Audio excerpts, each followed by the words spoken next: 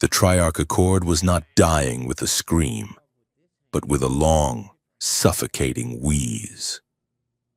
It had taken 3,000 years to build the interstellar alliance, cementing trade routes between the core worlds and the Rim, but it had taken less than 10 years of resource wars and digital misinformation to turn the marble pillars of civilization into crumbling sand. The news feeds were a constant, scrolling hemorrhage of panic, water riots on Hydrus, embargo breaches in the Veiled Sector, and everywhere, the creeping rot of apathy, the sense that the Golden Age was over and all that remained was the scavenging.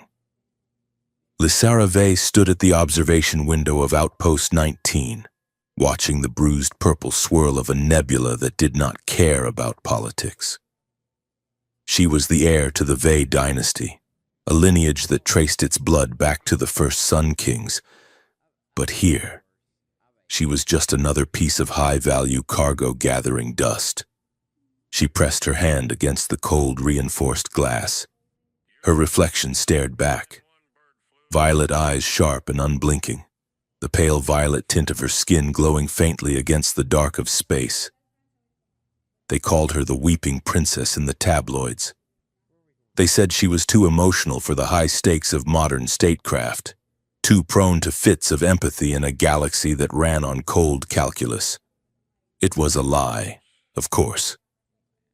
The diplomatic disaster on Aurelia Prime had not been her fault.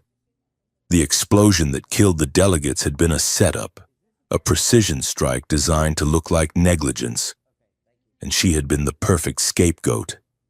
Her cousin, a man whose ambition was only matched by his lack of imagination, had orchestrated her removal with terrifying efficiency. Now she was here, in prestige exile, supposedly overseeing a xenobotany project that did not exist.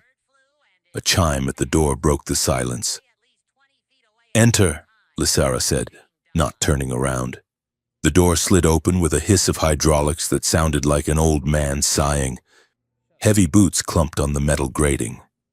"Princess," a male voice said. It was a rough voice, textured like gravel in a mixer. "The shuttle is fueled, but the weather reports for the sector are garbage. Just thought you should know before we commit suicide." Lysara turned. Jace Cade was leaning against the doorframe, looking entirely too comfortable for a man standing in the presence of royalty. He was a human, stocky and broad-shouldered, wearing a flight jacket that had seen more wars than the current administration. He had a scar running through his left eyebrow that gave him a permanent expression of skepticism. He was a relic hunter by trade, a former intelligence officer by training, and currently the only pilot foolish enough to take her credits. "You were hired to fly, Mr. Cade, not to provide meteorological commentary," Lysara said. Her voice was cool, practiced. Jace shrugged. "I charge extra for survival. Standard rates only cover the dying part." He walked into the room, pulling a data slate from his pocket. He tossed it onto the heavy obsidian table between them. It clattered loudly. "That is the map your contact sent over," Jace said. "Coordinates for the shattered moon of Arendor. I ran the trajectory. It is deep in the exclusion zone. If we get caught out there, the Triarch Accord will not arrest us. They will just vaporize the ship and file it as a navigational error." Lysara walked to the table and picked up the slate. The holographic display flickered, showing a jagged, broken sphere of rock orbiting a dead gas giant. Arendor. In the history books, it was a graveyard. In the legends, it was something else entirely. "Do you believe in ghosts, Mr. Cade?" she asked. "I believe in credits," Jace replied. "And I believe that people who chase legends usually end up as cautionary tales. Why do you want to go there? The place is a rock, no atmosphere, no resources, just ruins and radiation." "Because someone wants me to go there," Lysara said. She tapped the screen. The leak had come to her private terminal 3 days ago. It was a star map overlaid with security codes that predated the Accord itself. It hinted at a vault beneath the crust of Arendor, a repository of the pre-flight civilization. It was clearly a trap. Her cousin, or perhaps the corporate syndicates backing him, wanted her to chase a fantasy so they could paint her as unstable. Look at the poor princess, chasing fairy tales while the galaxy burns. But if there was even a fraction of a chance that the vault contained what the legends said it did, she had to go. She had to seize control of her own narrative before they wrote the final chapter for her. "I know it is bait," she said, looking up at him. "But I am not going to starve to death in this outpost. I would rather choke on the hook." Jace looked at her, really looked at her. For the first time since he had arrived, he had expected a spoiled aristocrat, a woman who fainted at the sight of dirt. What he saw was a creature made of tension and steel, vibrating with a frequency that made his teeth ache. He sighed and rubbed the back of his neck. "My patron, the one who fronted the credits for this extraction," Jace said slowly. "He told me to keep you safe, but he also told me that if you decided to do something stupid, I should help you do it right." "You do not trust your patron," Lysara noted. "I do not trust anyone who pays in untraceable crypto and refuses to show their face," Jace said. "But the money cleared. So, Arendor it is. But if we see a patrol cruiser, I am dumping the cargo. And by cargo, I mean you." Lysara smiled, a sharp, dangerous expression that did not reach her eyes. "Deal." The journey to Arendor was an exercise in claustrophobia. Jace's ship, the Rust Bucket, he claimed the name was ironic, though Lysara saw literal rust on the bulkheads, was built for speed, not comfort. They sat in the cockpit. The silence between them filled with the hum of the hyperdrive and the smell of recycled air and old coffee. They bickered to keep the fear at bay. Lysara critiqued his piloting style. Jace mocked her stiff posture. It was a dance, a testing of boundaries, and she found him infuriatingly casual, a man who treated the galaxy like a joke he had already heard. He found her baffling, a woman of immense power who seemed desperate to throw it all away for a rumor. Underneath the insults, there was a hum of attraction, a magnetic pull neither of them wanted to acknowledge. It was the attraction of opposites, the friction between the high-born idealist and the gutter-born realist. "We are coming up on the debris field," Jace announced, his hands flying over the controls. "Strap in. This is going to get violent." The ship shuddered as they dropped out of warp. Arendor filled the viewport, a broken tooth of a moon hanging in the void. Surrounding it was a ring of debris, the shattered remnants of whatever cataclysm had destroyed the civilization that once lived there. Jace flew like a madman.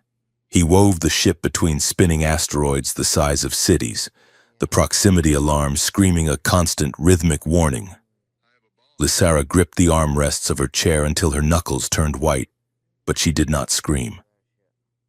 "You enjoy this," she accused, her voice tight. "Better than paperwork." Jace grunted, banking the ship hard to the left to avoid a tumbling slab of metal. They punched through the debris field and descended toward the surface. Arendor was a landscape of grays and blacks, a monochrome nightmare of jagged peaks and deep, silent craters. The ruins of the ancient cities were visible as geometric scars on the land, half buried in dust. Jace set the ship down in a canyon, hidden from the scanning sweep of the orbital satellites. The engines whined down, dying into silence. "Suits on," Jace said, unbuckling his harness. "The atmosphere is thin and the cold will freeze your blood in 30 seconds without thermal regulation." They suited up in silence. The environmental suits were heavy, armored exoskeletons designed for deep space salvage. Lysara felt clunky, trapped, but as the airlock hissed open, she was grateful for the layers. The cold of Arendor was a physical weight. It pressed against the suit, seeking any weakness. The wind howled, a soundless vibration that she felt in her bones rather than heard. Jace checked his scanner. "The coordinates are 2 clicks north," he said, his voice crackling over the comms. "We have to walk. The interference is too high for the repulsors." They moved through the ruins of a city that had been dead for 10,000 years. The architecture was impossible. Towering spires of spun glass and obsidian that seemed to defy gravity. Statues of creatures that looked like birds, or perhaps lizards, stood sentinel over empty plazas. Lysara felt a shiver that had nothing to do with the cold. This place felt aware. It felt like walking into a tomb that was waiting for an occupant. "Hold up," Jace said sharply. He grabbed her arm, pulling her behind a crumbling wall. Ahead of them, floating silently over the rubble, was a drone. It was not one of the sleek white machines of the Triarch Accord. This thing was dark metal, jagged and ugly, pulsating with a red sensor eye. "Sentinel drone," Jace whispered. "Pre-code. That thing does not have an off switch. It creates a kill zone and vaporizes anything with a pulse." "We need to get past it," Lysara whispered back. "The entrance to the vault is right behind that plaza." "I am going to distract it," Jace said. "You run."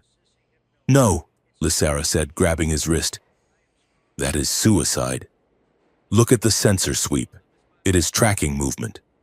If we move together slowly, in the shadow of the interference field from the statues, we can slip under its radar." "You want to sneak past a murder bot?" Jace asked. "I want to survive," Lysara said. "Trust me." Jace looked at her, then at the drone. He nodded. "Lead the way, Princess." They moved with agonizing slowness. Lysara led them through the shadows of the great statues, timing their movements to the rhythmic sweep of the drone's red eye. At one point, the drone paused, hovering just 10 feet above them. Lysara held her breath, her heart hammering against her ribs like a trapped bird. Jace's hand found hers, squeezing tight. It was a grounding touch, a reminder that she was not alone in the dark. The drone moved on.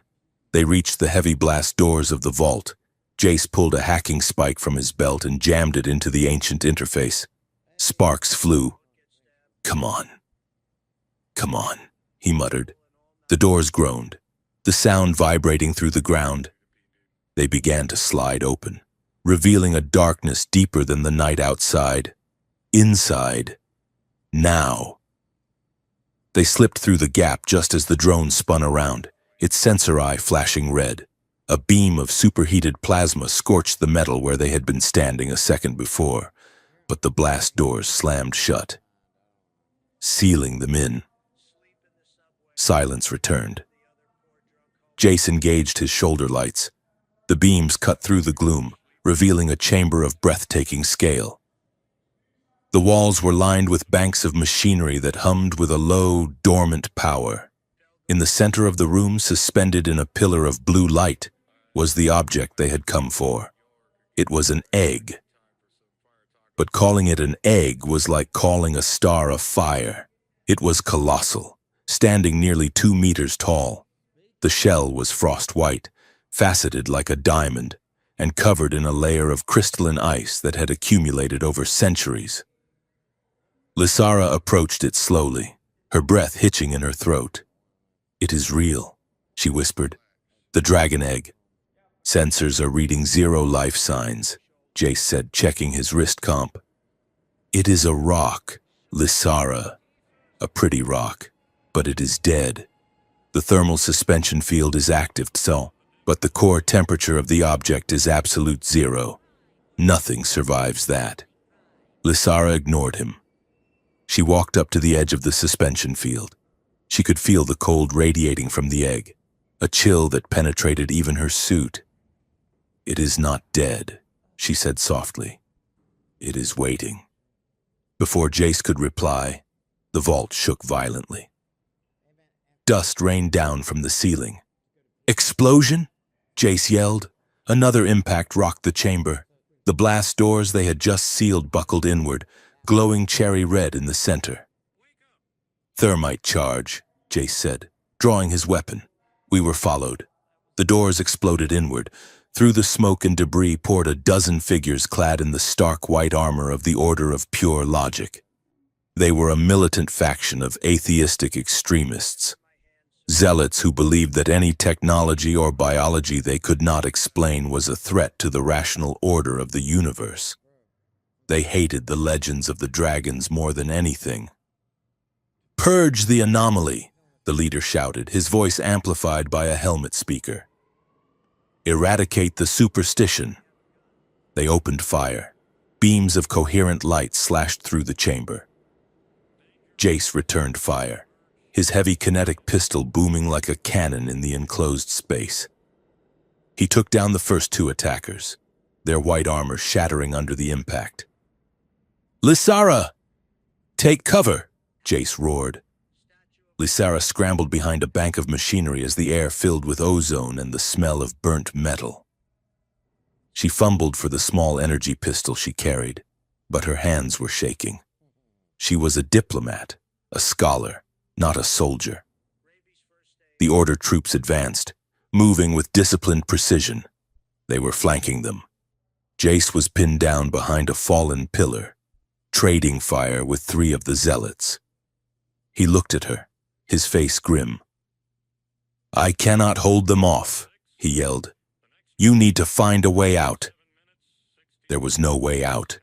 The only exit was behind the wall of white-armored soldiers. Lysara looked at the egg. It stood in the center of the chaos. Silent, cold, indifferent. It was the reason she was here. It was the reason she was going to die. A stray blast struck the generator powering the suspension field. The blue light flickered and died. The egg slumped, the field no longer holding it upright, and it rolled slightly on the dais. The Order leader saw it. "Destroy the artifact," he commanded. Three soldiers turned their weapons toward the egg.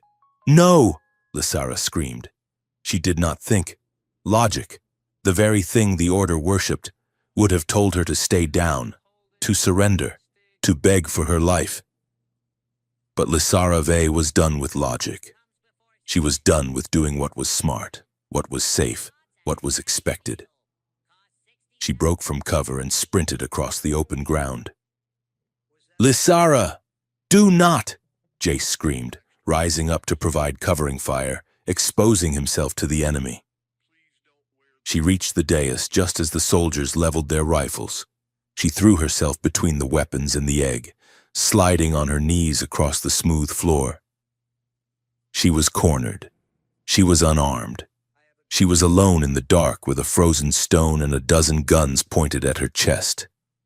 The fear was a cold knot in her stomach, but beneath it was a burning, defiant anger.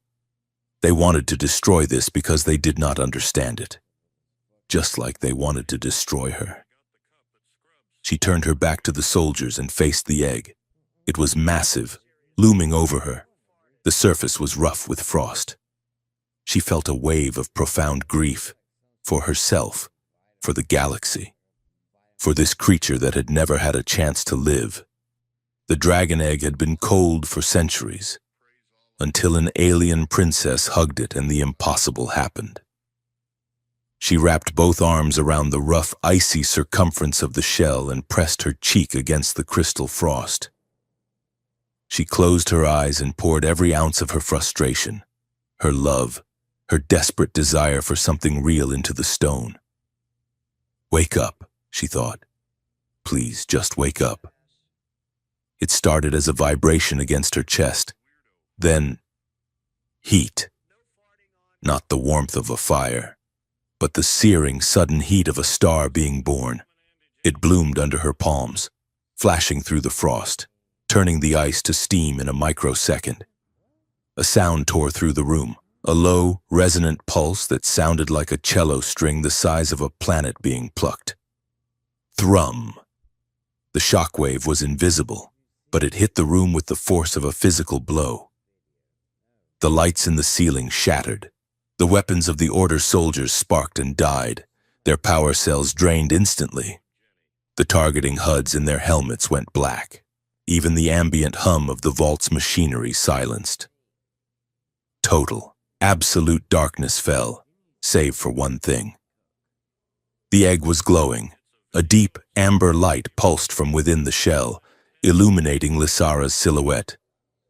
The frost was gone, replaced by a surface that looked like molten gold cooling into scales.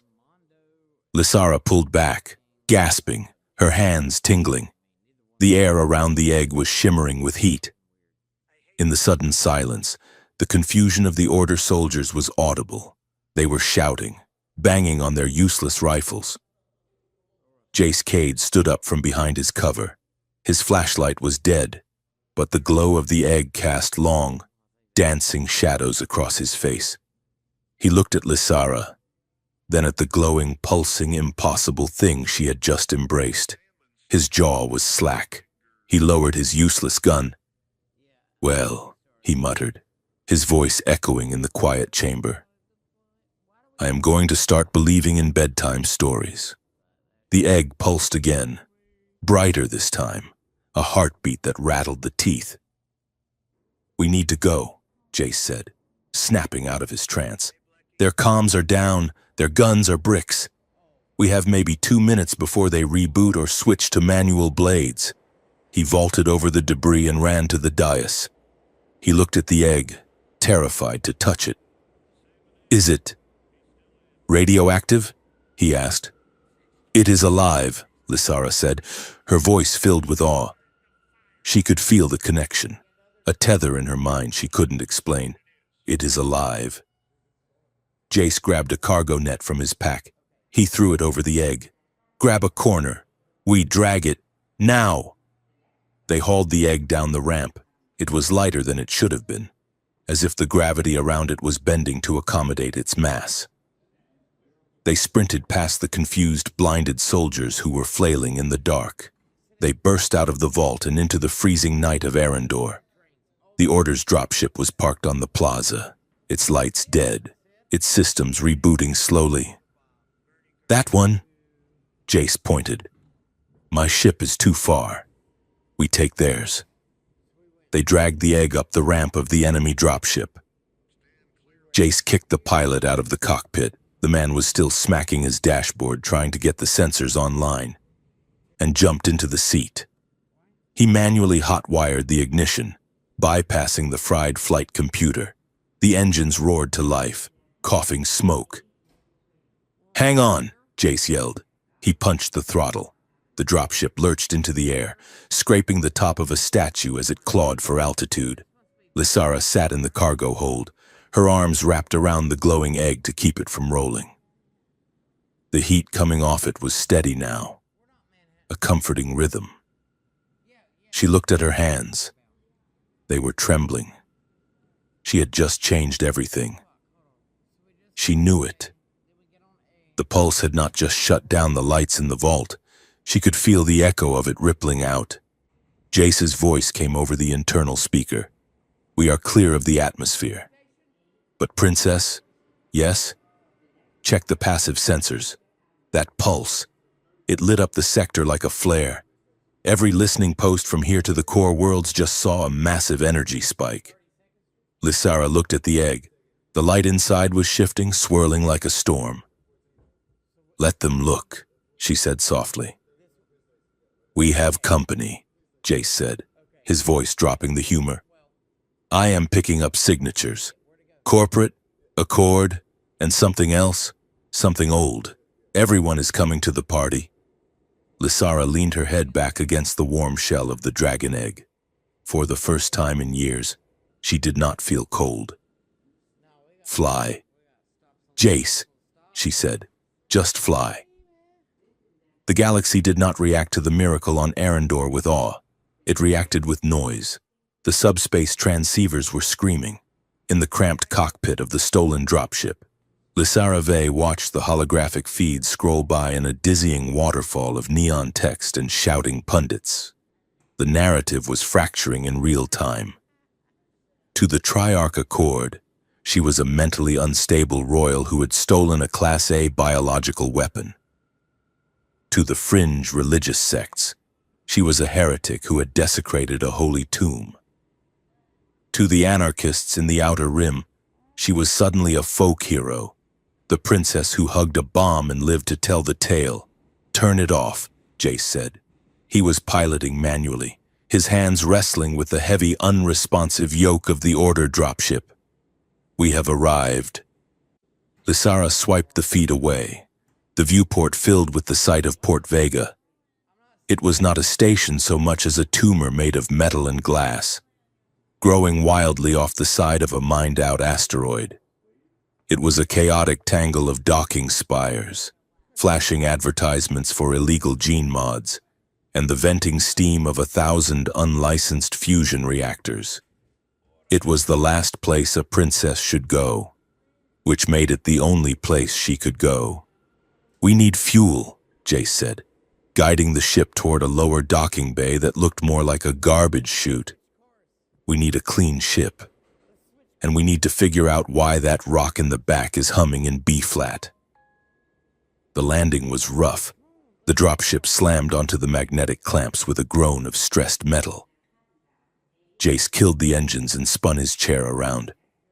"Okay, Your Highness, we have a problem. We cannot leave the egg on the ship. If the Order tracks this transponder, they will vaporize the hangar. We have to move it." "Move it?"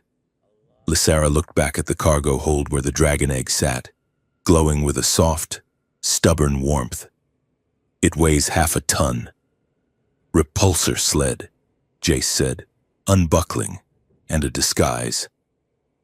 10 minutes later, the heir to the Vey dynasty and a former intelligence operative were pushing a floating sled through the crowded, grease-stained corridors of Port Vega. The egg was covered in a filthy, oil-stained tarp Jace had found in a maintenance locker. It looked less like a legendary artifact and more like a piece of industrial salvage. "Make way!" Jace shouted at a group of dock workers who were blocking the path. "Volatile septic tank coming through. Very leaky, very contagious." The workers parted like the Red Sea, covering their noses.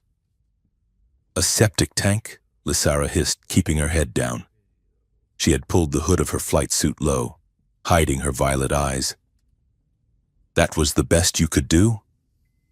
"It works," Jace grunted, steering the sled around a puddle of glowing blue sludge. "Nobody looks twice at sewage. If I told them it was a giant diamond, we would have been stabbed 3 times already." They navigated the labyrinth of the station. Port Vega smelled of ozone, fried spices, and desperation. Neon signs flickered overhead, casting the crowds in jagged strobes of pink and green. Lissara felt exposed, naked. Every sensor sweep, every passing drone felt like an accusation. She kept one hand on the sled, her palm pressing against the tarp, beneath the canvas. She could feel the egg pulsing. It was a slow, rhythmic thrumming that seemed to travel up her arm and settle in her chest. It was soothing. Amidst the chaos, the egg felt like the only solid thing in the universe. "We are meeting a contact in the scrapyard district," Jace murmured, leaning close to her. "A xenobiologist. She owes me a favor, or rather, I owe her money. So she has a vested interest in keeping me alive long enough to pay it back." They reached a freight elevator that smelled of rust and cheap tobacco. As the doors slid shut, sealing them in with the humming egg, Lissara slumped against the wall. The adrenaline of the escape was fading, replaced by a hollow, shaking exhaustion. I felt it. "Jace," she whispered. Jace locked the elevator controls. Felt what? The radiation? No. The connection. When the news feeds called it a weapon, I felt it flinch. Jace looked at her, his expression unreadable in the dim light. Lysara, you are running on stims and trauma. You are projecting it is an egg. It does not watch the news. It knows, she insisted. It reacts to my biofield, or maybe it is a genetic marker. My ancestors, the Sun Kings. They wrote poems about the star drakes. Maybe it was not poetry. Maybe it was an instruction manual. Jace stepped closer. He reached out, hesitating for a moment, before brushing a stray lock of hair from her forehead. His fingers were rough, calloused, but his touch was surprisingly gentle. "Hey," he said softly. "Stop thinking. You are trying to solve a 10,000-year-old puzzle while we are standing in a flying elevator that smells like feet. Let's just get to safety first." Lysara looked up at him.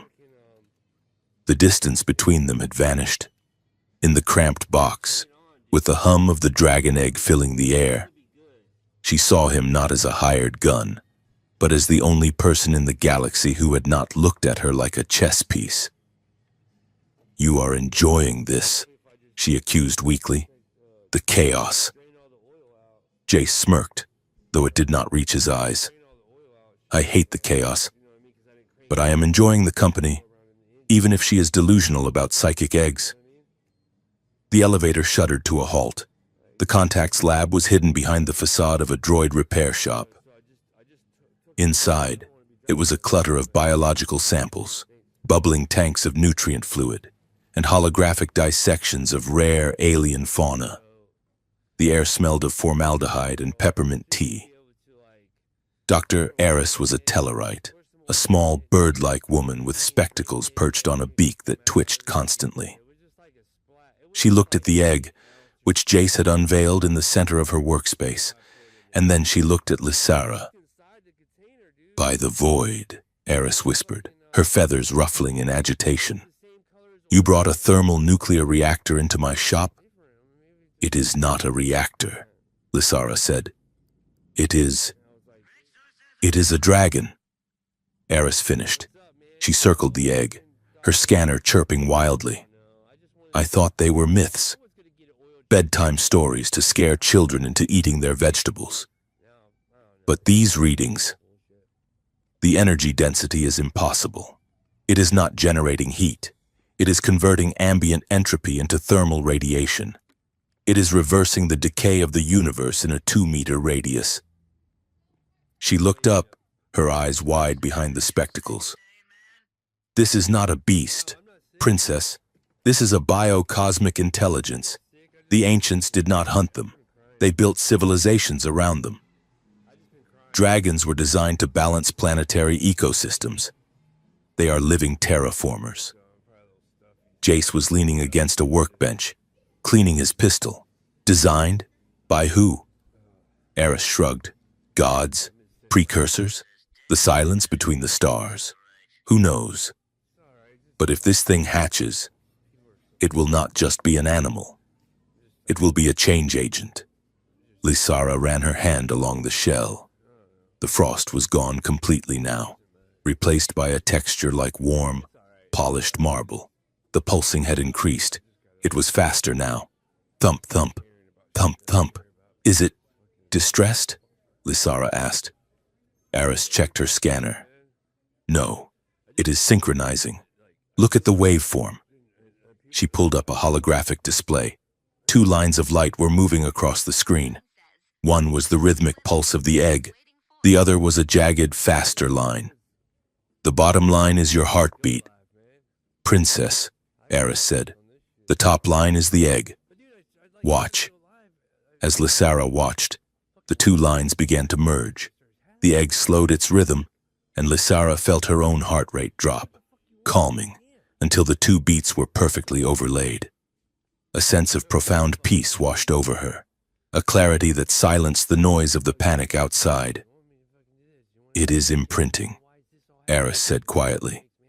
"It thinks you are its mother, or its pilot. The distinction might not exist for this species." Jace holstered his weapon. "Great. So we have a baby cosmic terraformer that thinks the most wanted woman in the galaxy is its mom. Does it eat money? Because that is all we are running out of.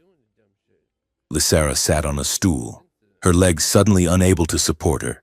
The weight of it crashed down. She was not just a fugitive, she was a guardian to something that could rewrite physics. She looked at Jace. He was watching the door, his body tense, ready for violence. Why are you still here? Jace, she asked, the job is done. You got me to the egg. You can go. You can take your credits and disappear before the fleet arrives. Jace paused. He looked at the floor, then at her. I resigned from intelligence work 5 years ago, he said, his voice low. Do you know why? Lysara shook her head. Because I was tired of calculating acceptable losses, he said. I was tired of being told that it was okay to let good people burn if it saved the quarterly projections. He walked over to her. He did not touch her, but he stood close enough that she could feel the heat of him. You are not a job, Lysara. Not anymore. Lysara felt a lump in her throat. She had spent her life in courtrooms and ballrooms, surrounded by people who bowed to her face and plotted behind her back. She had been desired for her title, for her genetic legacy, for the treaties her marriage could secure. She had never been desired for the person who liked bad jokes and was terrified of the dark. Nobody has ever stayed, she whispered. They only stay as long as I am useful.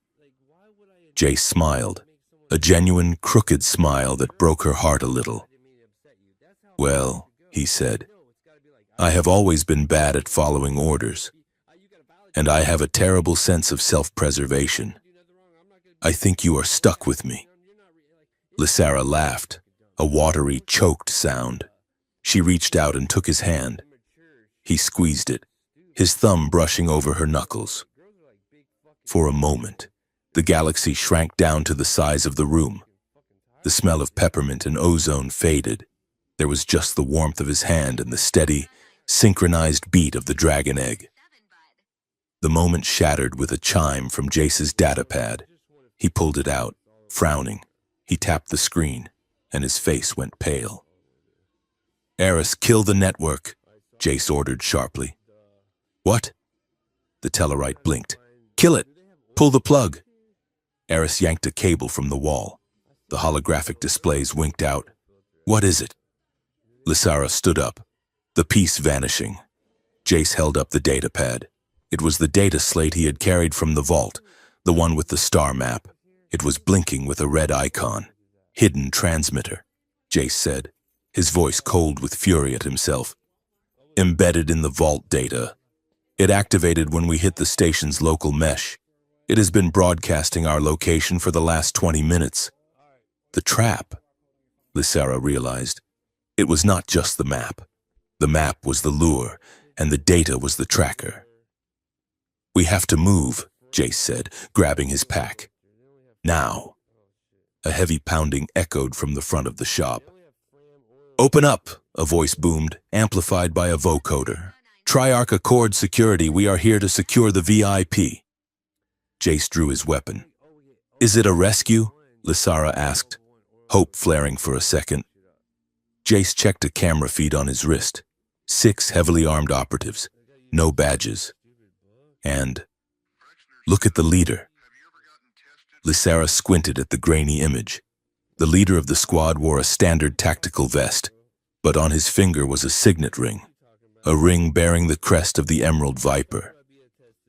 My cousin's private guard, Lysara said, ice flooding her veins.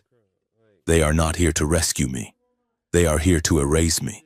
The front door exploded. Debris showered the shop. Flashbang grenades skittered across the floor, detonating with blinding white light and deafening cracks. Eris screamed and dove behind a heavy containment tank. Jace flipped a table, shoving Lysara behind it. Stay down, he roared. Gunfire erupted. Kinetic rounds shredded the displays of rare fauna, sending glass and blue nutrient fluid splashing everywhere. Jace popped up, firing 2 controlled shots.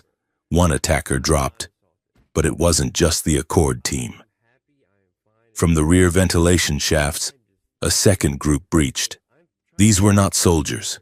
They were clad in the stark, terrifying white robes of the Order of Pure Logic, but armored with high-tech exoskeletons.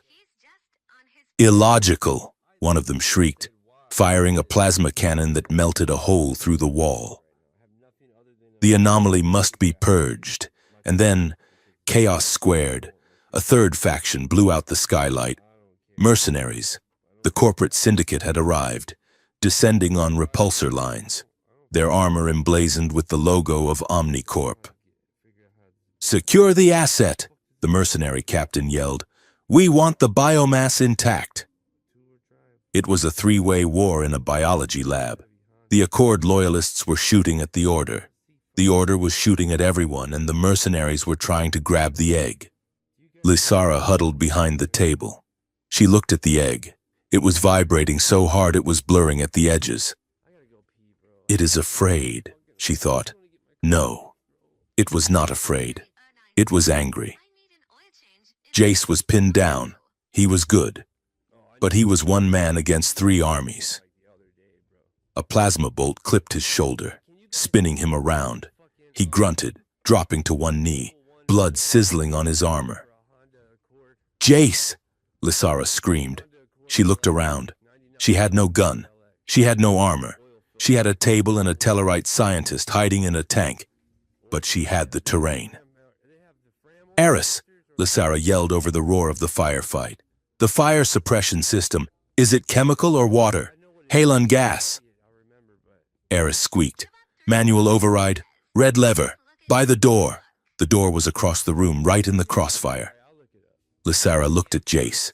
He was reloading, his face pale. He caught her eye and shook his head. "Don't do it." She did it. Lysara Vey, the weeping princess, launched herself from cover. She did not run with the grace of a warrior. She ran with the desperate scramble of a survivor. She slid under a spray of plasma fire, scrambled over a pile of broken glass, and threw her weight onto the red lever. Whoosh! Nozzles in the ceiling hissed open. Thick, white halon gas flooded the room instantly.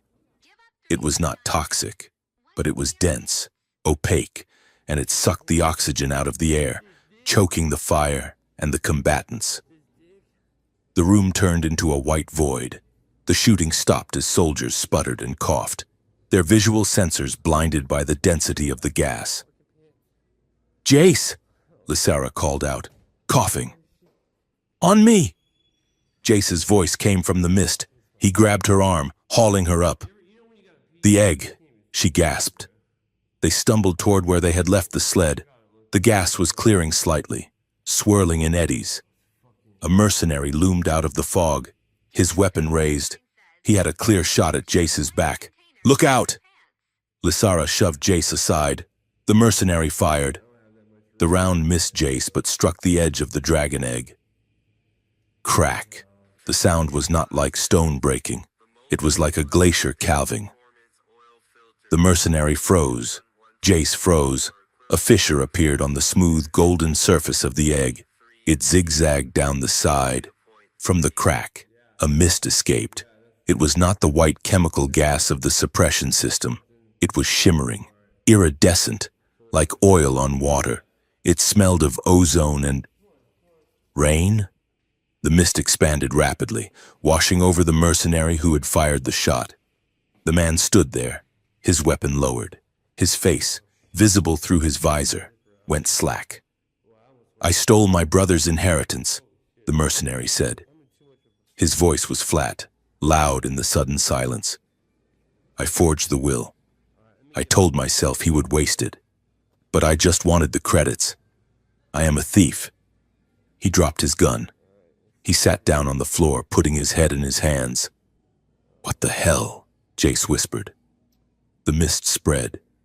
It touched an Order zealot who was charging forward with a vibroblade. The zealot stopped. "I do not care about logic," the zealot sobbed, dropping the knife. "I joined the Order because I was afraid of dying. I just wanted someone to tell me there was a plan. There is no plan. I am just scared. Lysara breathed in the mist. She waited for a confession to rip from her throat, for her darkest secrets to spill out, but she felt nothing but a clean, sharp clarity. It forces the truth, Lysara realized. It strips away the lies we tell ourselves to survive. The room was filled with weeping soldiers. Hardened killers were confessing to affairs, to cowardice, to the secret dreams they had buried. The violence had evaporated, replaced by a crushing, paralyzed honesty. "We have to go," Jace said, his voice shaking. He was looking at the egg with pure terror now. While they are distracted, they grabbed the sled. The egg was hot to the touch now, burning with a feverish intensity.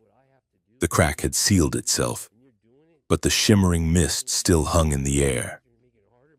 They pushed the sled past the mercenary captain, who was explaining to the ceiling that he never wanted to be a soldier. He wanted to be a pastry chef. They burst out of the back of the shop into the alleyway. The air was cold and dirty, free of the truth mist. Jace's hands were shaking as he checked the nav comp on his wrist. "My ship," he said. "The rust bucket. I called it remotely while you were being a hero with the gas. It is on the roof." They hauled the sled up the fire escape, the anti-grav generator whining in protest. On the roof, the battered freighter was waiting, its ramp down. They shoved the egg into the hold and scrambled into the cockpit. Jace punched the launch sequence. The ship roared into the sky, leaving Port Vega and its weeping, confessing soldiers behind. As they broke orbit, Lysara slumped in the co-pilot seat. She felt drained, hollowed out. "Did you breathe it?" she asked Jace. "The mist." Jace kept his eyes on the stars. "Yeah." "And?" He tightened his grip on the controls. "I realize that I am not doing this for the money anymore," he said quietly. "And that scares me more than the order." Lysara looked at him. She wanted to touch him to offer comfort, but the moment was too fragile. "Where do we go?" she asked. "Every station will be looking for us. The Accord, the Order, the Corps. There is no safe harbor left." Jace punched in a set of coordinates. "There is one place," he said. "It is not safe, but it is empty. Sector 7, the Red Star." "The Peace Cathedral?" Lysara asked, recognizing the sector. "That is a ruin. It has been abandoned since the armistice failed." "Exactly," Jace said. "It is a monument to a lie. Nobody goes there. It is the perfect place for a princess and a dragon." The ship jumped to hyperspace. The stars streaked into lines of white fire. In the cargo hold, the egg pulsed, thump, thump. And for the first time, a second, smaller sound answered it, a scratching. From the inside, the Peace Cathedral was a tomb built for a dream that never woke up. It floated in the geostationary orbit of a dying red star, a colossal structure of translucent plyglass and spun titanium. 3 centuries ago, the Triarch Accord had commissioned it as a neutral ground, a place where treaties could be signed under the watchful gaze of the galaxy's collective ancestors. It was designed to be beautiful, a spire of light against the darkness. Now, it was a drifting husk. The solar panels were shattered. The gardens in the biodomes were withered brown tangles of dead vines, and the main concourse was silent except for the ghosts. Lysara Vey walked down the central aisle of the Great Hall, her boots clicking on the dusty mosaic floor. The air was stale, recycled by emergency scrubbers that Jace had managed to hotwire an hour ago. Above them, the vaulted ceiling was transparent, revealing the angry, swollen eye of the Red Star. The light filtered down in shades of rust and dried blood, painting the statues of forgotten peacemakers in crimson. "This place gives me the creeps," Jace said. His voice echoed, bouncing off the high arches. "It is too quiet, And why are the statues staring at me? I feel judged. They are not staring at you, Lysara said, adjusting the straps of her flight suit. They are staring at the future, which, judging by the state of this place, did not turn out very well. Jace grunted, pushing a hovering cargo sled that carried the dragon egg. The egg was heavy now, radiating a heat that made the air shimmer around it. It is ironic, Jace said. We are hiding the most dangerous object in the universe inside a monument to pacifism. If the Order finds us here, they will appreciate the symmetry before they blow us out of the airlock. They set up camp in the choir loft, a raised platform that offered a defensible view of the main entrances. Jace set up a perimeter of motion sensors, while Lysara tended to the egg. She wrapped it in thermal blankets, though it hardly needed them. The stone was burning. Every few minutes, the cathedral's ancient audio system would glitch, triggered by power surges from the star. A burst of static would erupt, followed by a fragment of a centuries-old speech. Unity is not a choice, but a survival imperative. A disembodied voice would whisper from the walls, only to cut out again. Jace sat on a crate of expired rations, watching Lysara. She was kneeling beside the egg, her hand resting on its surface. She looked exhausted. The violet tint of her skin was pale, and there were dark circles under her eyes. But there was a ferocity in her posture that he had not seen before. So, Jace said, breaking the silence, "What is the play, princess? We cannot stay here forever. Eventually, someone is going to notice the thermal spike, or we will run out of air, or I will go crazy from listening to these ghost speeches." Lysara did not look up. We wait. For what? For it to hatch? And then what? We walk into the Senate with a dragon on a leash and ask them to play nice? No, Lysara said, turning to face him. We do not hide it. We reveal it, but not yet. Not until we understand what it is. Jace laughed, a sharp, humorless sound. Reveal it? Lysara. Half the galaxy thinks you are a terrorist. The other half thinks you are a witch. If you show up with a live dragon, they are not going to bow. They are going to shoot. Let them try, Lysara said. Her voice was quiet, but it carried the weight of the massive stone arches around them. This creature, it is not a weapon. Jace, I felt the truth mist. You felt it too. It forces honesty. Imagine what that could do. A creature that makes lies impossible. It could end the corruption in the Accord overnight. Or it could destroy the economy, dissolve the government, and start a civil war, Jace countered. Lies are the glue that holds civilization together. Your Highness, you take that away, and everything falls apart. Then let it fall, Lysara snapped. If it is built on lies, it deserves to fall. She stood up, pacing the small platform. You think I do not know the risks? She asked. My entire life has been a risk management assessment. Sit straight.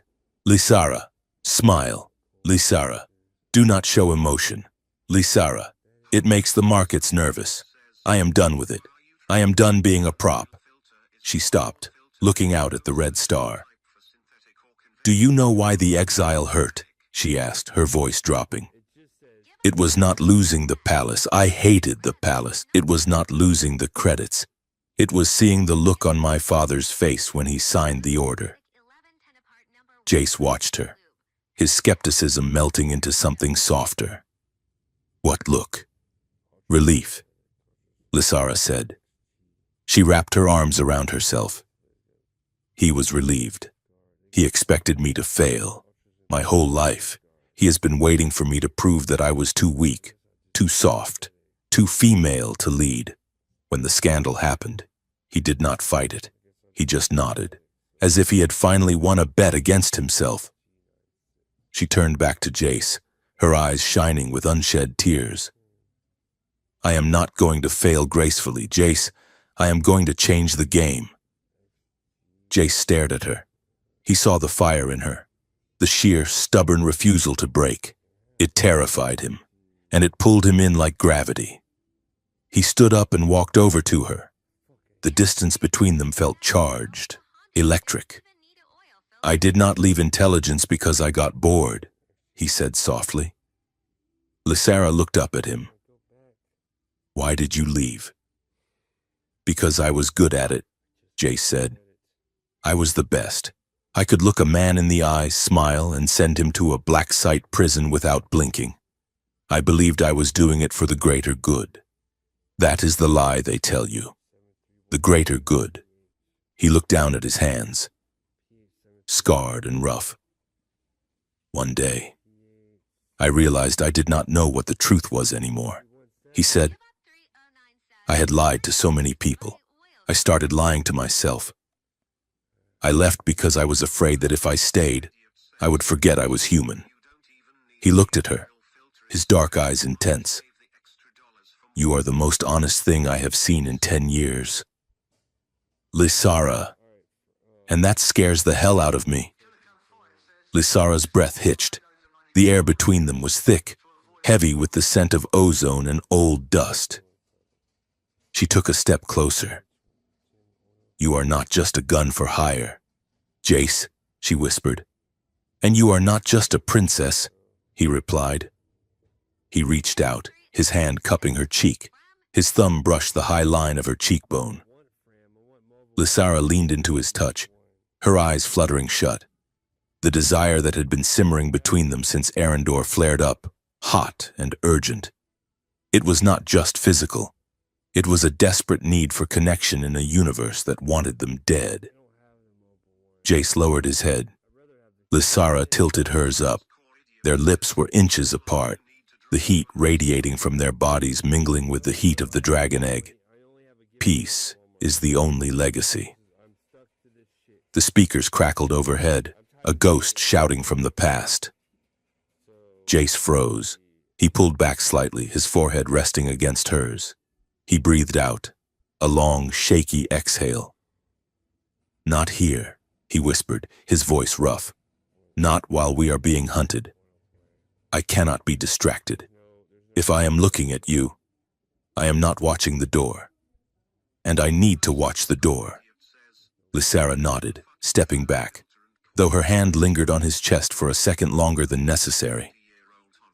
You are right, she said, her voice trembling slightly. Surviving first, Jace gave her a crooked, strained smile. But for the record, I really wanted to kiss you. Lysara managed a weak laugh. For the record, I really wanted you to. A sudden alarm blared from the console Jace had set up. Radiation spike, Jace shouted, the romantic tension snapping instantly into combat readiness. The star is flaring. We have a coronal mass ejection hitting the station in 30 seconds. The light outside the plyglass shifted from angry red to blinding white. The cathedral groaned, the metal frame expanding under the thermal assault. The egg, Lysara cried out. She ran to the thermal blankets. The egg was reacting violently to the solar storm. It was vibrating so hard it was bouncing on the stone floor. The shell was glowing with a blinding luminosity, absorbing the radiation pouring through the glass. It is overheating, Jace yelled, shielding his eyes. Get back, Lysara! It might detonate! No! Lysara shouted. It is feeding! It does not know how to stop. She did not retreat. Instead, she threw herself onto the egg, curling her body around it. Lysara! Jace lunged forward, but the heat coming off the object forced him back. Lysara pressed her chest against the burning shell. She could feel the chaotic energy swirling inside, a storm of instinct and power. It was terrified. It was drinking the star's fire and drowning in it. Calm down, she thought, projecting the intent with every ounce of her will. You are safe. I am here. Breathe. She hummed a low, discordant melody. A lullaby her nursemaid had sung to her on the stormy nights of her childhood. She stroked the hot, smooth surface of the shell. Slowly, the violent vibrations eased. The blinding light dimmed to a steady, rhythmic pulse. The egg seemed to draw strength from her touch, grounding itself against her heartbeat. Outside, the solar flare passed, leaving the cathedral bathed in the dull red glow once more. Jace scrambled to her side.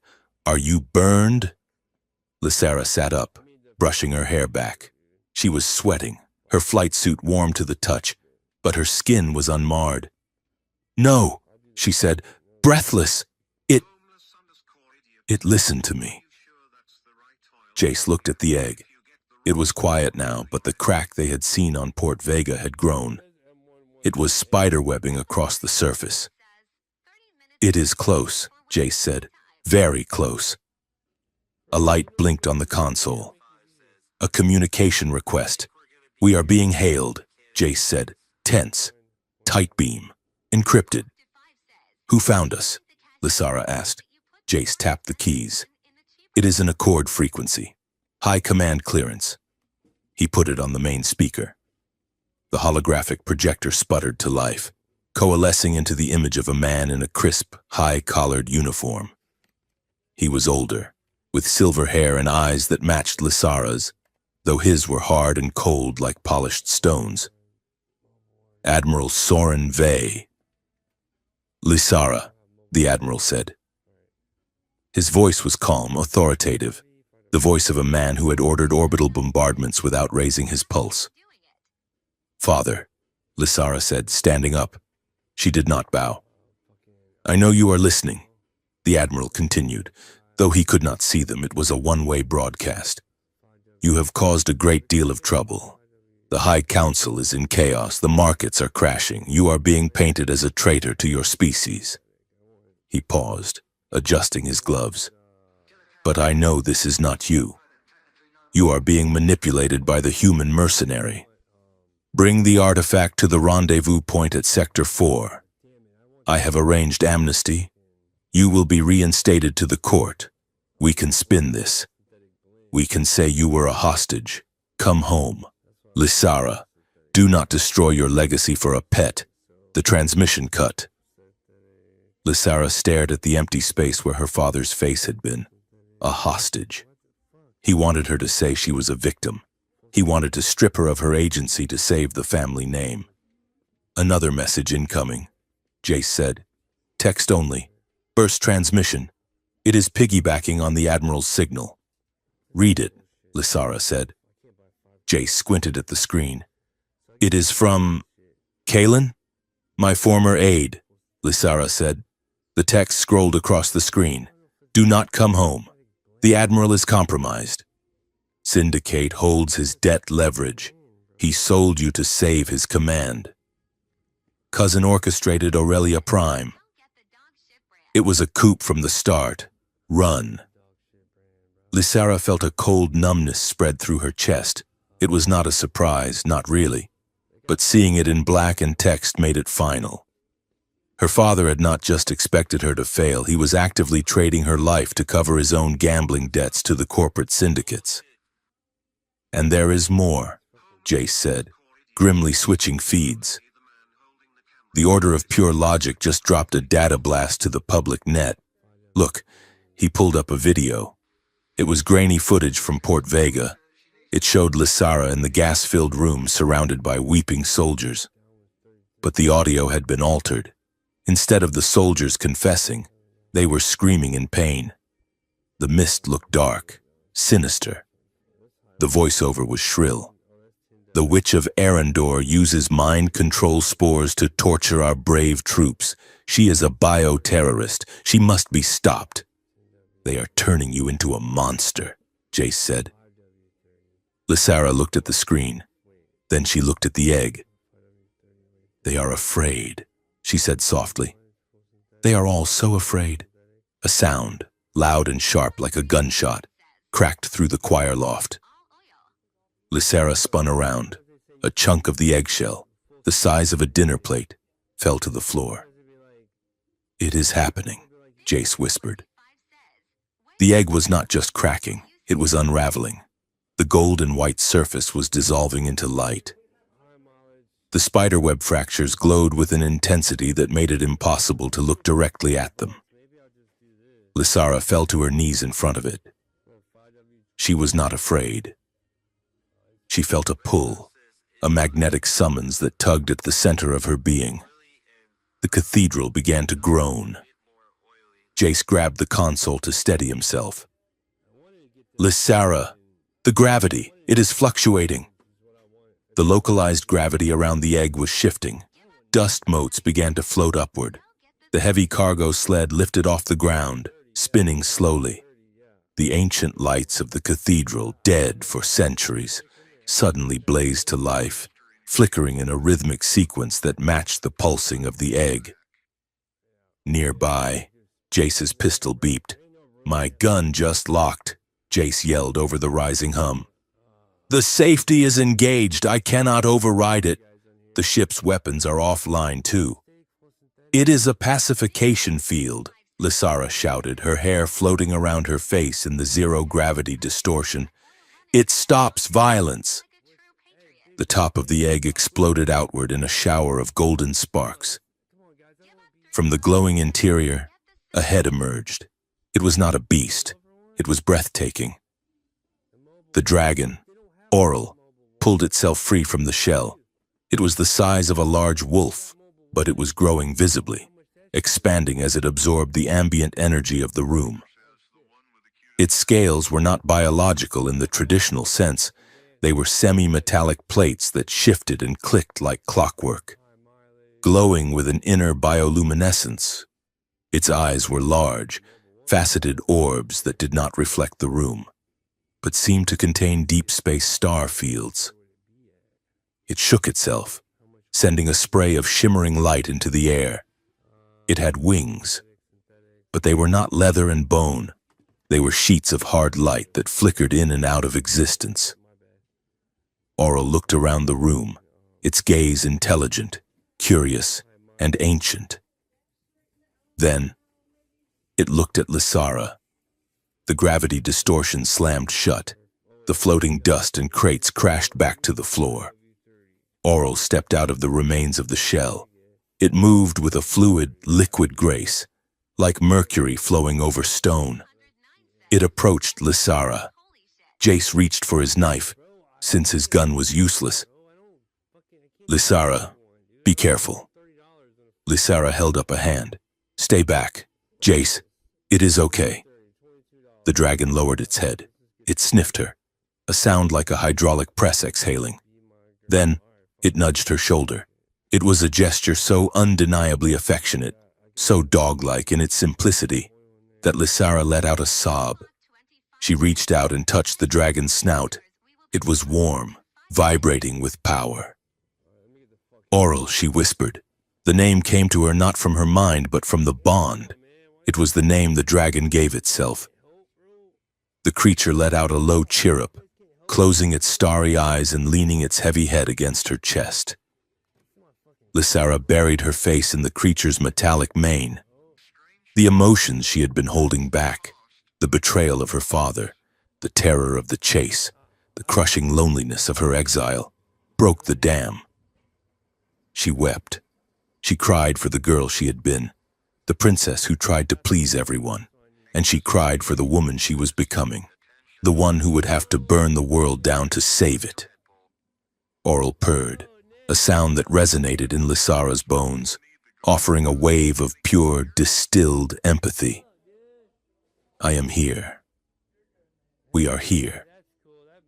Jace stood a few feet away, watching. He looked at the woman and the dragon, illuminated by the red light of the dying star and the golden glow of the hatchling. He saw the way the dragon looked at her, not as a master, but as a tether. He realized then that the stakes had changed. This was not about politics anymore. It was about divinity. Lysara was no longer just a princess. She was a messiah, whether she wanted the job or not. He walked over to them, moving slowly so as not to startle the creature. Oral lifted its head and looked at Jace. The star-filled eyes swirled. The dragon did not growl. It regarded him with a calm assessment, then gave a short, acknowledging nod. Lysara looked up, her face wet with tears. "Chase," she whispered, "what have we done?" "We woke up the truth," Jace said. He knelt beside her, ignoring the heat radiating from the dragon. He looked at Lysara, stripping away his own defenses, his own sarcasm. "The galaxy is going to come for us." "Lysara," he said quietly, "your father, the Order, the syndicates, they are going to bring fleets. They are going to bring armies." Lysara wiped her eyes. "I know." Jace reached out and took her hand, interlacing his fingers with hers. The dragon watched them, its head resting on Lysara's knee. "Let them come," Jace vowed. "I do not care if they call you a villain. I do not care if they call you a saint. I am with you until the stars burn out." Lysara squeezed his hand. "Then we have work to do," she said, her voice strengthening. She stood up, the dragon rising with her. Oral was already larger than it had been minutes ago, its shoulders coming up to her waist. "We are not going to run anymore," Lysara said. "We are going to the summit."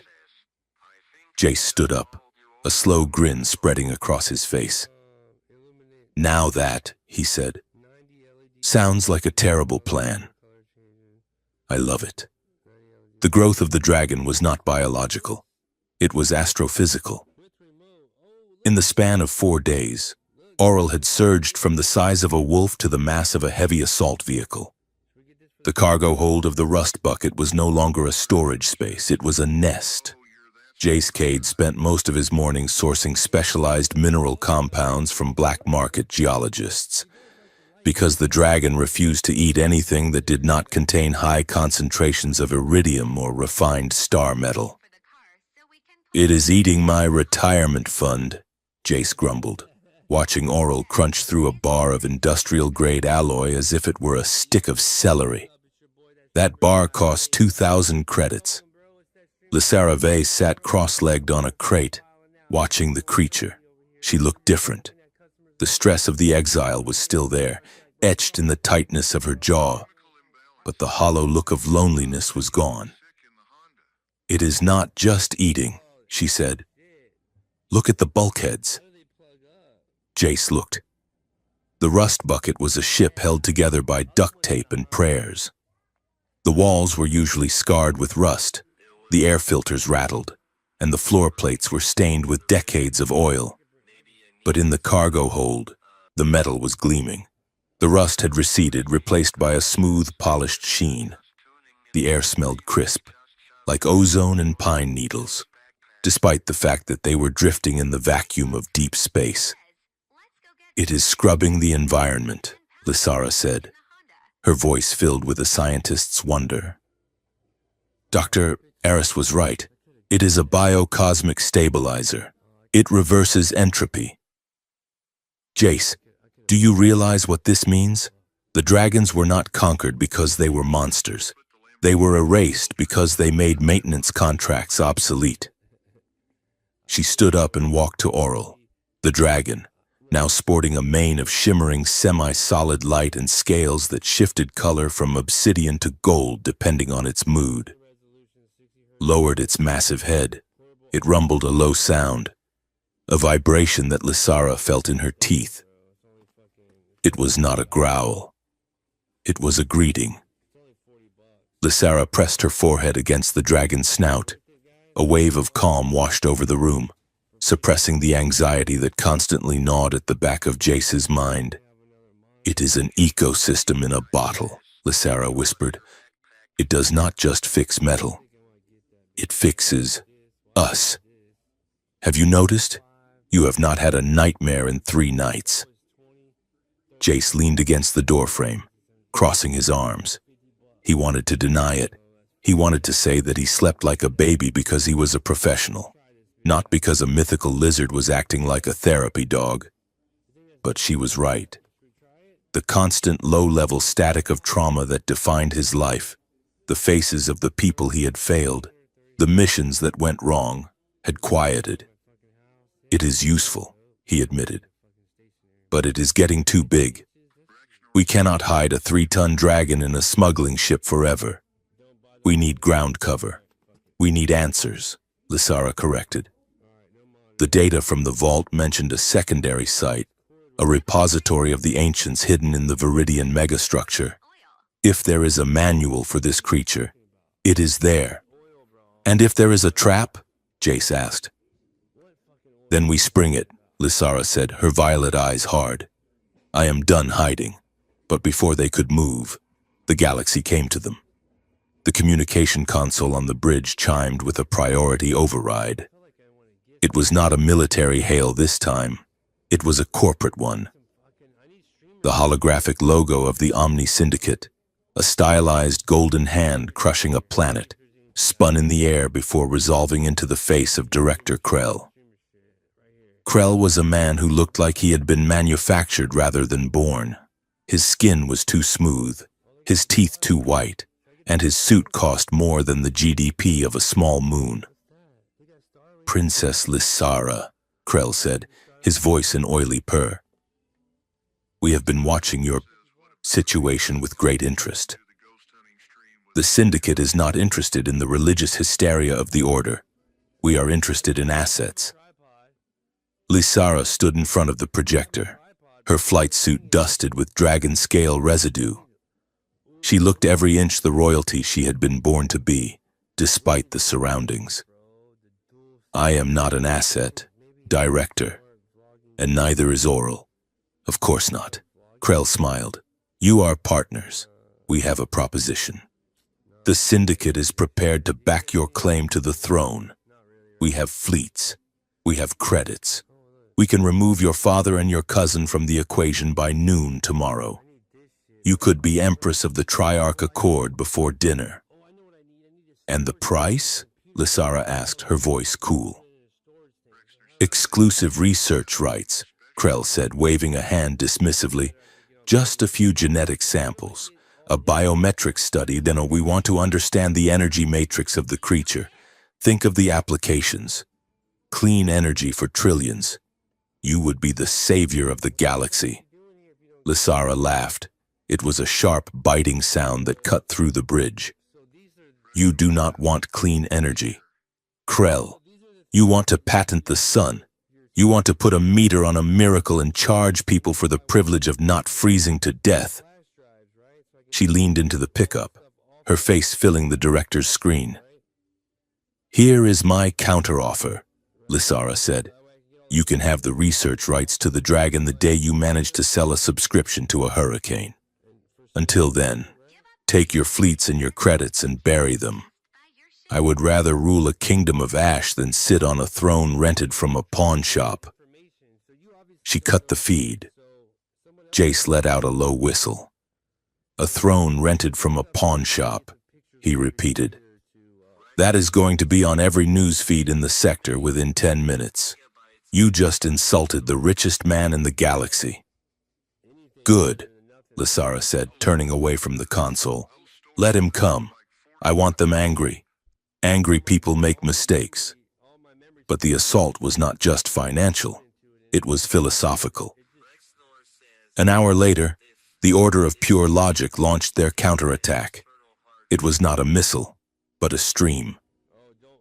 They hijacked the public bandwidth of 5 sectors to broadcast a debate challenge. The High Logic Priest, a man named Saros who had replaced his own eyes with cybernetic sensors to see the truth more clearly, appeared on every screen from the core to the rim. "The woman Vey is a chaotic element," Saros intoned, his voice devoid of inflection. "She embraces the irrational. She claims this beast is a savior. But look at history.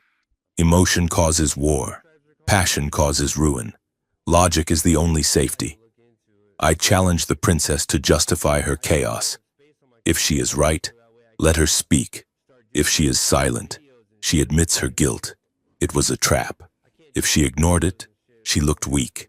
If she debated him, He would twist her words with semantic paradoxes until she looked like a raving mystic. "Put me on," Lysara said. Jace hesitated. "Lysara, this guy talks people into suicide for a living.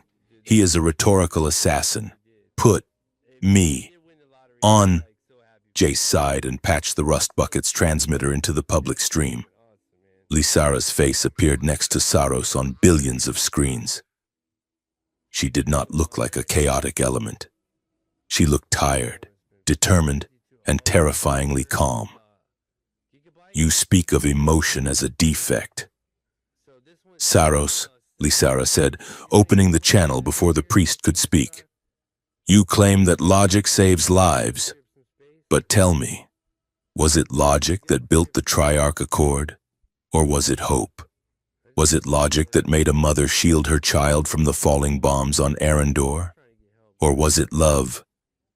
"Love is a chemical error," Saros replied coldly.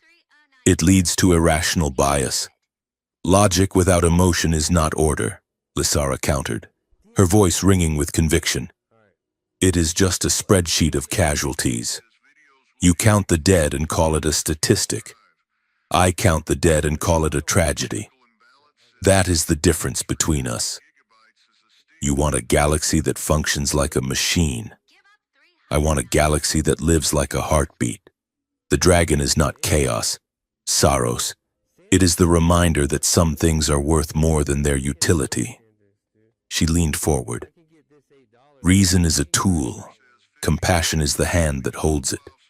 Without the hand, the tool is just a weapon waiting to fall." She signaled Jace to cut the feed. The silence on the bridge was heavy. Jace stared at her. "Remind me never to get into an argument with you," he said. Lysara slumped into the pilot's chair, the adrenaline fading. "Did it work?" she asked quietly. Jace checked the net traffic. The meme of her pawnshop comment was already trending, and the clip of her debate was spreading faster than a virus. "It worked," Jace said. "You are not a fugitive anymore. You are a movement." He spun his chair to face her. The distance between the command consoles was small, but it felt intimate. The lights of the ship were dimmed to save power, casting them in soft shadows.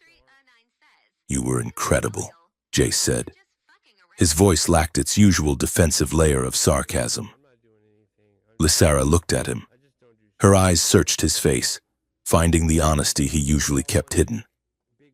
"I was terrified," she admitted. "You did not show it." "I did to you," she said. "You knew." Jace reached out and took her hand. His thumb traced the line of her knuckles. "I know a lot of things about you now, Lysara Vey. I know you snore when you are exhausted. I know you use humor as a shield, just like I do. And I know that you are the only person I have ever met who makes me want to be better." Lysara's breath hitched. She squeezed his hand. "We could die doing this." "Jace," she whispered. "The odds are impossible." Jace smiled, a soft, genuine expression that transformed his rugged face. "I have spent my whole life fighting for causes I did not believe in," he said. "I think I can afford to die for one that I do." He leaned in. This time there was no alarm, no solar flare to interrupt them. Lysara met him halfway. The kiss was not like in the holovids. It was desperate, tasting of coffee and fear and an overwhelming, crushing need. It was the collision of two people who had been running for so long that they had forgotten what it felt like to stop. When they pulled apart, they were both breathless. Jace rested his forehead against hers. "If we survive this," he murmured, "I am taking you on a real date. Somewhere with expensive wine and 0 killer robots." "I will hold you to that," Lysara said, brushing her thumb over his lip. A low chuffing sound came from the cargo bay door. Oral was standing there, its massive head tilted to the side.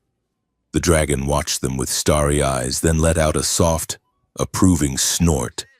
It walked over and curled its tail around Jace's leg, anchoring him. "He likes you," Lysara laughed, the sound bright and free. "He thinks I am the pet," Jace corrected, patting the dragon's metallic flank. "He is keeping me around for entertainment." The moment of peace was shattered by the proximity alarm. "We are arriving at the Viridian sector," the ship's computer announced. "Prepare for atmospheric entry." The Viridian megastructure was a city grown, not built. It was a tangle of bioengineered trees the size of skyscrapers, their branches woven together to form highways and habitation platforms. It was a vertical jungle, lush and steaming, where neon lights hung from vines and waterfalls cascaded down 50 stories of residential blocks. "We need to ditch the ship," Jace said, shifting back into soldier mode. "The signature is too hot. We go on foot." The archive entrance is in the Root District, deep underground. They landed on a disused platform high in the canopy. Aurel leaped from the cargo hold, its wings of hard light flickering as it glided down to the reinforced branches. It moved with terrifying speed for its size, blending into the shadows of the bioluminescent leaves. They moved through the city, hooding their faces. The air here was thick with humidity and the smell of blooming night orchids. Lysara checked the tracker data from the vault. "The entrance is beneath the Great Plaza," she said. "We have to go down." But they were not the only ones in the jungle. As they crossed a suspension bridge made of woven carbon fiber vines, a spotlight hit them. "There!" a voice shouted. Lysara looked up. Hovering gunships, sleek and painted in the royal colors of House Vey, descended through the mist. Standing on the lead skiff was a man in gilded armor, Valerius, her cousin. "Lysara!" Valerius's voice boomed over the speakers. "Thank the stars we found you. We are here to rescue you from the human kidnapper. Surrender the beast, and we will bring you home." "He is sticking to the script," Jace growled, drawing his weapon. "He wants to look like the hero." Aurel let out a roar that shook the leaves off the nearby trees. The dragon did not like Valerius. "Run!" Jace yelled. The chase that followed was a blur of vertical motion. They sprinted across the swaying bridges, dodging stun blasts and net launchers. Valerius was trying to take them alive, or at least, take the dragon alive. They slid down the massive, slick trunk of a skyscraper tree, using magnetic grapple lines. Aurel ran alongside them, leaping from branch to branch with feline agility, swatting away drones that got too close. At the plaza level, they were cornered. A squad of syndicate mercenaries, working in tandem with Valerius's royal guard, blocked the path to the underground entrance. "We are pinned," Jace shouted, taking cover behind a fountain. Lysara looked at the statue in the center of the fountain. It was an ancient depiction of a dragon, curled around a sphere. She recognized the markings. "Aurel," she screamed. "The sphere!" The dragon understood. It lunged over the heads of the mercenaries, ignoring the plasma fire that pinged harmlessly off its adapting scales. It struck the stone sphere with a blast of sonic resonance. The statue cracked. The ground beneath the fountain groaned and split open, revealing a spiraling staircase leading into the dark. "Go!" Lysara commanded. They dove into the tunnel just as the plaza above them was swarmed. Jace blew the supports with a demolition charge, sealing the entrance behind them with tons of rubble. They were in the dark again, but this darkness was different. It hummed. They descended into the archive. It was a vast, circular room lined with data crystals that glowed as they approached. "This is it," Lysara said, her voice echoing. "The truth." She approached the central console. It recognized her genetic signature, the Vey bloodline. "Access granted," a computerized voice said. "File. Project Silence." A holographic recording sprang to life. It showed a council of men and women in robes that predated the Triarch Accord. They looked fearful. The dragons are doing their job too well. The lead counselor spoke. They have stabilized the ecosystems. Resources are no longer scarce. If resources are abundant, conflict ceases. If conflict ceases, our power structure collapses. We cannot rule a galaxy that does not need us. Lysara gasped. We have authorized the Stasis protocol. The recording continued. We will freeze the eggs. We will bury the history. We will tell the people that dragons were monsters that we defeated. We will reinvent scarcity to maintain control. The dragons must sleep so that the Empire may live. The recording ended. Lysara stood frozen. The dragon was not lost. It was not a myth.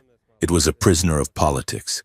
The entire history of the Accord, the wars, the shortages, the suffering, it was all manufactured. They had frozen the solution to keep the problem profitable. They did not fear dragons because they destroyed, Lysara whispered, fury trembling in her voice. They feared them because they healed. Jace looked at the console, his face grim. This changes everything, he said. This is not just about your throne, Lysara. This is about 3,000 years of slavery to a lie. We have to release this, Lysara said. Not on a stream, not in a debate. We have to take this to the summit, to the central node. Oral let out a sharp cry. The dragon was glowing again, its body expanding. The growth spurt was happening. It is shifting, Jace said, backing away. Oral arched its back. A pulse of blue light rippled out from its scales. It passed through Jace and Lysara without hurting them. But Jace's wrist comp sparked and died. The lights on the console flickered. What is it doing? Lysara asked. Jace tapped his dead weapon.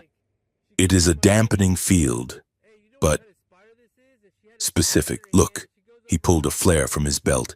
He lit it. It burned. It disables targeting computers. Jace realized. It kills the logic chips in weapons, but it leaves the simple tech alone. It creates a safe zone. Lysara looked at the dragon.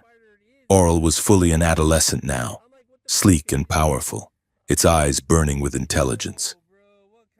It is ready, she said. She turned to Jace. We are not running anymore. We are going to the summit, and we are taking everyone with us. She tapped the comms on the ancient console, which still worked on a frequency the modern jammers missed. She broadcasted on the open band, but encrypted with the truth code she had learned from the egg.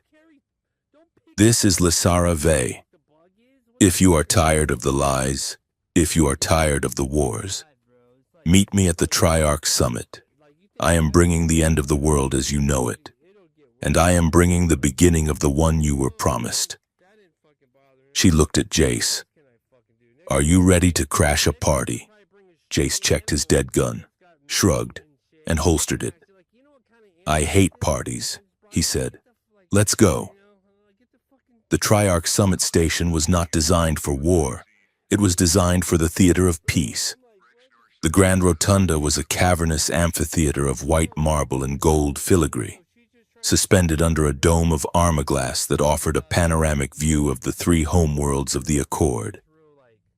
It was a space built to make politicians feel like gods and to make citizens feel small. Today, the rotunda was packed. The air recyclers hummed, struggling to scrub the scent of nervous sweat and expensive perfume from the atmosphere. 3,000 delegates sat in the tiered seating, a sea of silks, ceremonial armor, and hushed whispers. At the center of the floor stood the High Council podium, currently occupied by the Prime Minister, a man whose holographic teleprompter was scrolling through a speech about unity and fiscal responsibility. He was sweating. He was sweating because the news feeds were not carrying his speech. They were carrying a countdown. Suddenly, the heavy blast doors at the south entrance did not open. They dissolved. The locking mechanism simply turned to dust. the molecular bonds undone by a focused frequency of sound. The dust settled, revealing a silhouette that silenced the room instantly. Lysara Vey stood in the breach. She wore no royal gown, no jewels, no sash of office. She wore a scuffed gray flight suit, stained with grease and the dust of a dead jungle. Her hair was pulled back in a severe braid. She looked small against the scale of the room, but her presence filled it like a rising tide. And beside her, coiling around the pillars of the entrance, was the dragon. Oral had grown again. The creature was now the size of a dropship, a sleek, terrifying synthesis of biology and starlight. Its scales shifted color, reflecting the room's anxiety in ripples of gray and violet. Its eyes, burning with the cold light of deep space, swept over the delegates. Nobody moved. The security drones that should have incinerated them hovered motionless, their threat assessment algorithms trapped in a loop of indecision. Lysara walked forward. Her boots rang out on the marble floor. Oral moved with her, a silent shadow of lethal grace. "I believe," Lysara said, her voice amplified by a localized acoustic field generated by the dragon, "that my invitation was lost in the mail," the Prime Minister stammered, stepping back from the podium. "Princess Lysara, you are under arrest." "I am not a princess today," Lysara said, climbing the steps to the central dais. "And I am not a prisoner. I am a witness." She reached the podium. Jace Cade was right behind her, moving with the coiled tension of a man expecting a bullet. He scanned the upper tiers, his hand hovering near his holster. The room erupted into chaos. Shouts of treason and blasphemy rang out from the Order of Pure Logic's delegation. The corporate representatives were frantically typing on their data pads, trying to short the broadcast. Director Krell of the Omni Syndicate stood up from his box seat. He did not look panicked. He looked bored. "Cut the feed," Krell ordered into his lapel comms, "and activate the contingency." The broadcast screens that circled the dome flickered, but they did not go black. Instead, they shifted. Massive files began to scroll across the monitors. Bank transfers, assassination orders, video logs of bribes accepted by half the delegates in the room. "We are not cutting the feed." "Princess," Krell's voice boomed over the public address system, overriding Lysara. "We are changing the channel." The syndicate was staging a coup in real time. Krell smiled, spreading his arms. "Look at them, citizens of the Accord. Look at your leaders. They are corrupt. They are weak. They sold you out for vacation homes and tax breaks. The syndicate does not hide its nature. We are honest about our greed." He pointed a manicured finger at Lysara. "And look at her, a mad girl with a pet monster, here to burn it all down. She is not your savior. She is a biological hazard." As Krell spoke, the Order of Pure Logic made their move. From the ventilation shafts high above, a dozen drones dropped. They were not carrying guns. They were carrying dishes, neural nullification emitters. "It is illogical to allow a chaotic variable to exist," the High Priest screeched from his seat.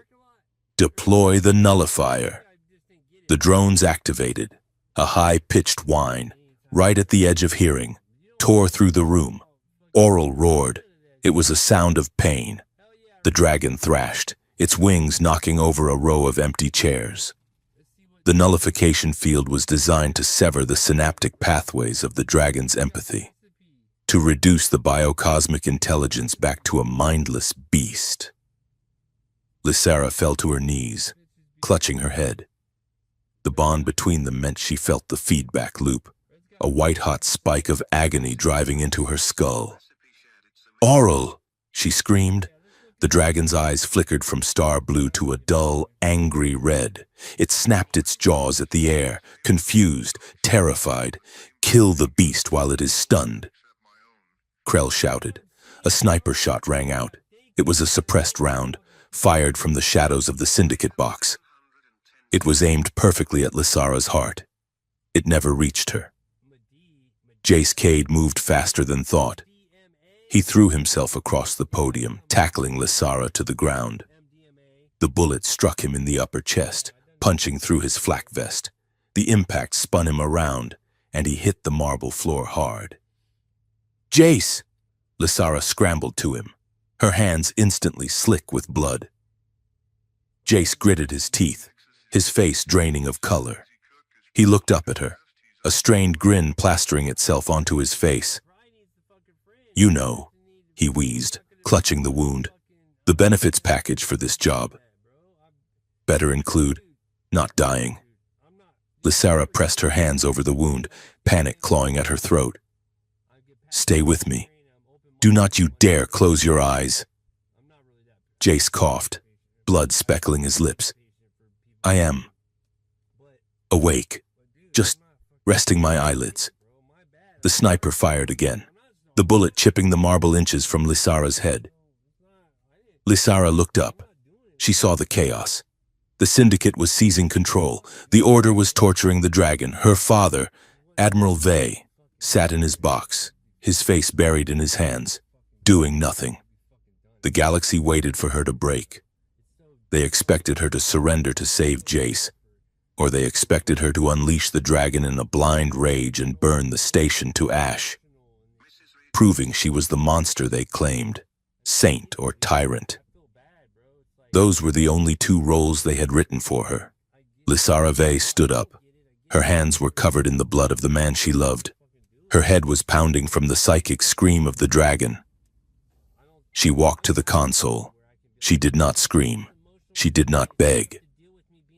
She reached into her pocket and pulled out the data crystal from the Viridian archive. "I choose the truth," she whispered. She slammed the crystal into the port. Oral, fighting through the pain, sensed her intent. The dragon let out a pulse, not of destruction but of amplification. It boosted the signal, bypassing the syndicate's jammers, bypassing the Order's firewalls, bypassing the station's sensors. The screens in the rotunda and the screens on every planet in the Triarch Accord went black for a heartbeat. Then, the footage played. The ancient council appeared, their voices echoing in the sudden silence of the rotunda. "The dragons are doing their job too well. If conflict ceases, our power structure collapses. No, the dragons must sleep so that the Empire may live." The lie was laid bare. 3,000 years of history, revealed as a corporate strategy.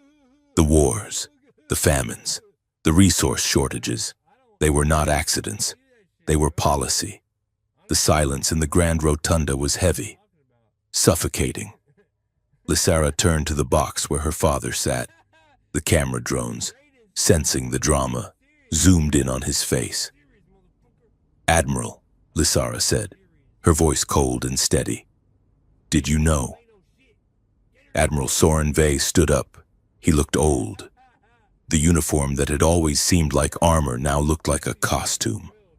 He looked at Krell. He looked at the syndicate mercenaries surrounding the chamber. I have debts," the Admiral whispered. The microphone picked it up perfectly. "They own the fleet. Lysara, they own the fuel. They own me." A gasp rippled through the delegates. The great military hero admitted to being a puppet. "Lies!" shouted a voice. Valerius. Lysara's cousin leaped onto the stage. He drew a ceremonial vibro sword, his face twisted in a rictus of hate. "She is manipulating you," Valerius screamed at the cameras. "She is a seductress, look at her. She brings a human mercenary into the High Council. She sleeps with the help. She has been corrupted by lust and alien biology. She is a whore for chaos." He pointed his sword at Lysara, trying to shame her, to reduce her from a revolutionary to a scandal. Lysara did not flinch. She did not step back. She looked at Valerius with a pity that was sharper than his blade. You talk about my body because you are terrified of my mind. Valerius, she said. Her voice was calm, cutting through his hysteria. She stepped closer to him, ignoring the sword. Yes, I love him, she said, gesturing to where Jace lay bleeding. I chose him. I was not assigned to him by a treaty. I was not sold to him for a trade route. I chose him. And that is what you cannot stand, isn't it? That a woman might own her own heart. That a leader might own her own choices. She turned to the cameras, her violet eyes blazing. They want you to believe that love is a weakness. They want you to believe that empathy is a flaw. Because if you care about each other, you stop buying their wars. You stop fearing their neighbors. She pointed at the dragon, who was still shuddering under the assault of the neural beams. That creature is not a weapon. It is a mirror. It shows you exactly what you are. And right now, it is showing you that you are small, cruel men terrified of losing control. Krell had had enough. Kill them all, he shrieked. Open fire! The Syndicate mercenaries raised their rifles. The Order drones intensified the beam. Aurel stopped thrashing. The dragon's eyes cleared. The red anger vanished, replaced by the deep, starry blue of the void. It had heard Lysara. It had felt her courage, and it realized that the pain was just another form of information. Aurel opened its wings. It did not breathe fire. It breathed a sound. It was a resonance frequency, a pure, harmonic tone that vibrated in the marrow of every bone in the room. The neural nullification drones simply fell out of the air, their processors overloaded by the complexity of the signal. The Syndicate rifles clicked. The triggers were pulled, but the weapons did not fire. The smart links in the guns designed to interface with the user's neural intent were flooded with the dragon's empathy field. The guns realized that the targets were living beings, and the safety protocols, hard-coded into the base logic of every weapon but usually bypassed by military software, reasserted themselves. Safe mode engaged. 1,000 weapons chirped in unison. Aurel's field expanded. It washed over the delegates. Krell froze. He looked at his hands. I am so lonely, the director of the Omni Syndicate whispered, his voice caught by the microphone. I just want more money because I do not know how to make people like me. Valerius dropped his sword. He fell to his knees, weeping. I always knew she was better than me. I just wanted to be seen. The coup evaporated, not because of force, but because you cannot fight a war when you are sobbing your truth onto the floor. The dragon had weaponized honesty. Lysara turned back to Jace. Medics! She screamed, her voice finally breaking. Jace was pale, his breathing shallow. He looked up at the dragon, which was now looming over him, its breath warm and smelling of ozone. Show off, Jace whispered to the dragon before his eyes rolled back and the darkness took him. The medical bay was quiet. The hum of the orbital station was distant, a reminder that the universe was still turning, even if the world had changed. Lysara sat in a chair beside the biobed. She had scrubbed the blood off her hands, but she still felt it under her fingernails. Jace was asleep. The regeneration field over his chest glowed with a soft amber light, knitting tissue and bone back together. The doctors said he would recover. They said he was lucky. Lucky, Lysara scoffed softly. She leaned forward, resting her head on the mattress near his hand. Aurel was curled up in the corner of the room.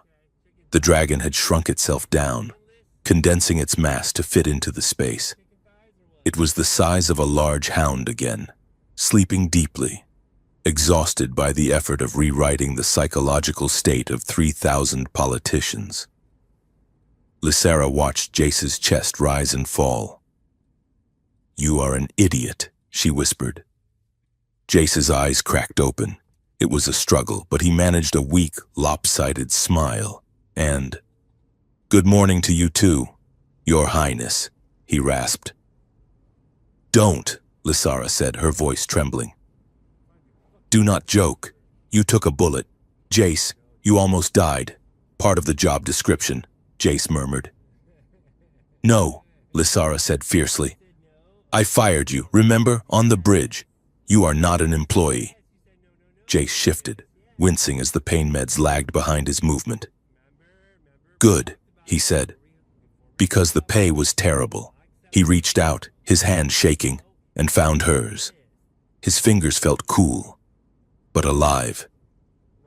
"I heard you," he said, his voice dropping to a whisper. "In the rotunda. Before I passed out, you told them. You chose me." Lysara squeezed his hand, holding on as if he were the only gravity in the room. "I did," she said, "and I would choose you again. Even if you are reckless. Even if you have a terrible sense of timing." Jace looked at her. The humor faded from his eyes, replaced by a raw, naked vulnerability that the dragon's truth mist had unlocked but that Jace was now choosing to keep open. "I was scared, Lysara," he admitted, "not of the bullet. I was scared that, if I died, you would think I only did it for the cause, or for the dragon." He took a breath, fighting the exhaustion. "I need you to know, I did not jump in front of that gun for the galaxy. I did not do it for the truth. I did it for you. Just you. Because a universe without you in it, that is not a universe I want to live in."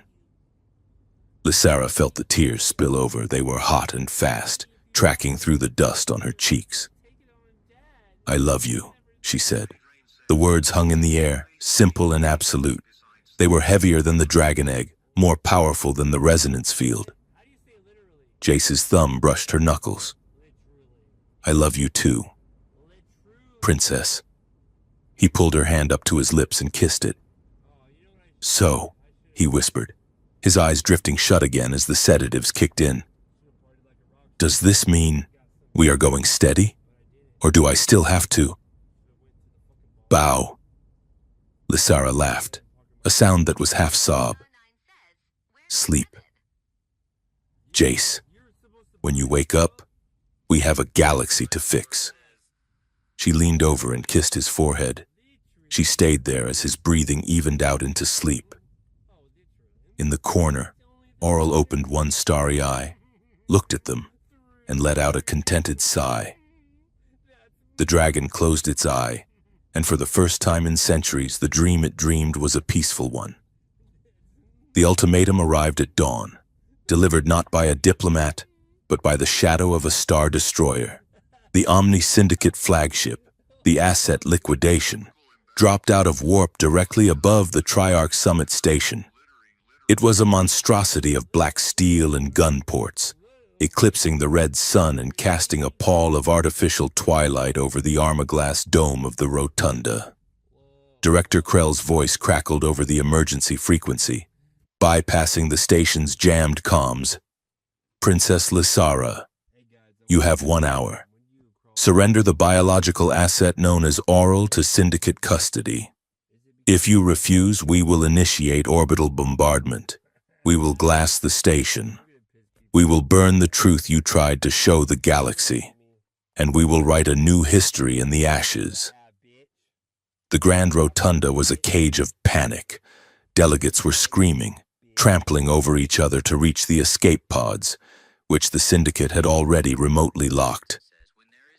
The Order of Pure Logic priests were huddled in the center of the room, frantically calculating the statistical probability of survival, which was dropping toward 0. Lysara stood on the dais, watching the panic. She felt a cold, crystal clarity. Admiral Vey, her father, approached her. He looked haggard, a man whose entire worldview had crumbled in the span of 24 hours. "We have to fight," the Admiral said, his hand resting on his sidearm. "I can rally the station security and we can man the perimeter turrets. It will be a slaughter, but we might buy time for you to escape with the dragon." "No," Lysara said. Her voice was quiet, but it cut through the noise. If we fight them with guns, Father, we lose. Even if we win the battle, we validate their fear. They want to prove that dragons are weapons of war. If I use Oral to destroy that fleet, I prove them right. I become the tyrant queen they are terrified of. Then what do we do? Jace Cade asked. He was leaning against the console, his face pale, one arm strapped tight to his chest where the sniper bullet had hit him. But his eyes were sharp, scanning the tactical readout. We cannot hug a battleship. Lysara. We do not have to hug it, Lysara said. We just have to bankrupt it. She turned to the console. Jace, do you still have your backdoor access to the Syndicate Financial Exchange? The one you used to launder our fuel credits? Jace smirked, though it looked painful. I was an intelligence officer, not a saint. I have backdoors to places that do not technically exist. Why? Because Krell is not a soldier, Lysara said. He is a CEO. He does not care about ideology.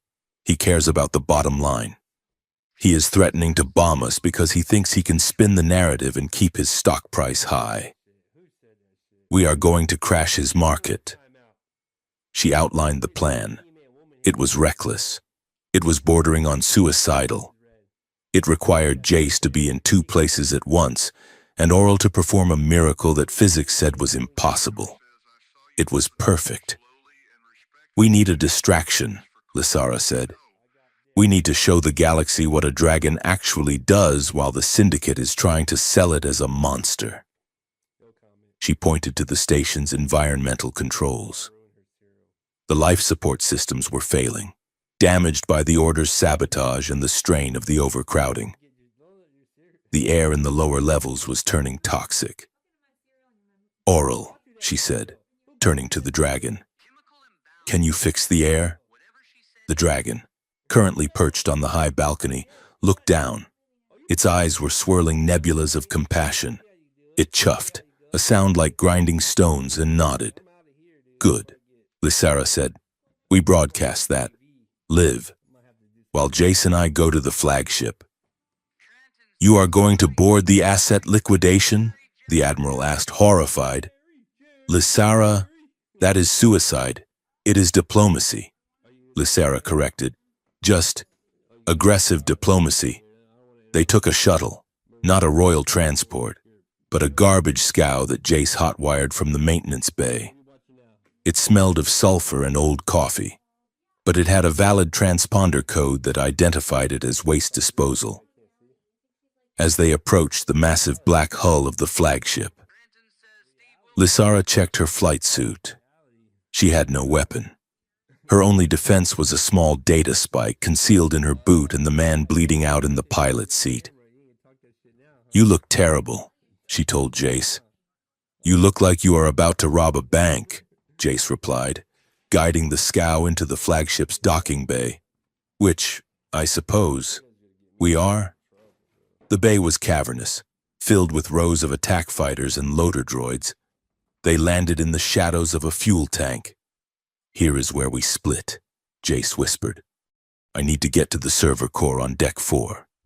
I insert the spike, leak the Syndicate's black ledger to the public net, and watch Krell's empire evaporate. And I go to the bridge, Lysara said, to keep Krell talking. Jace nodded. Do not let him shoot you. I am very serious about this. Lysara, my contract does not cover necromancy. I will be fine, Lysara said. She reached out and squeezed his good hand. Just be fast. She walked out of the shadows and into the light of the main hangar.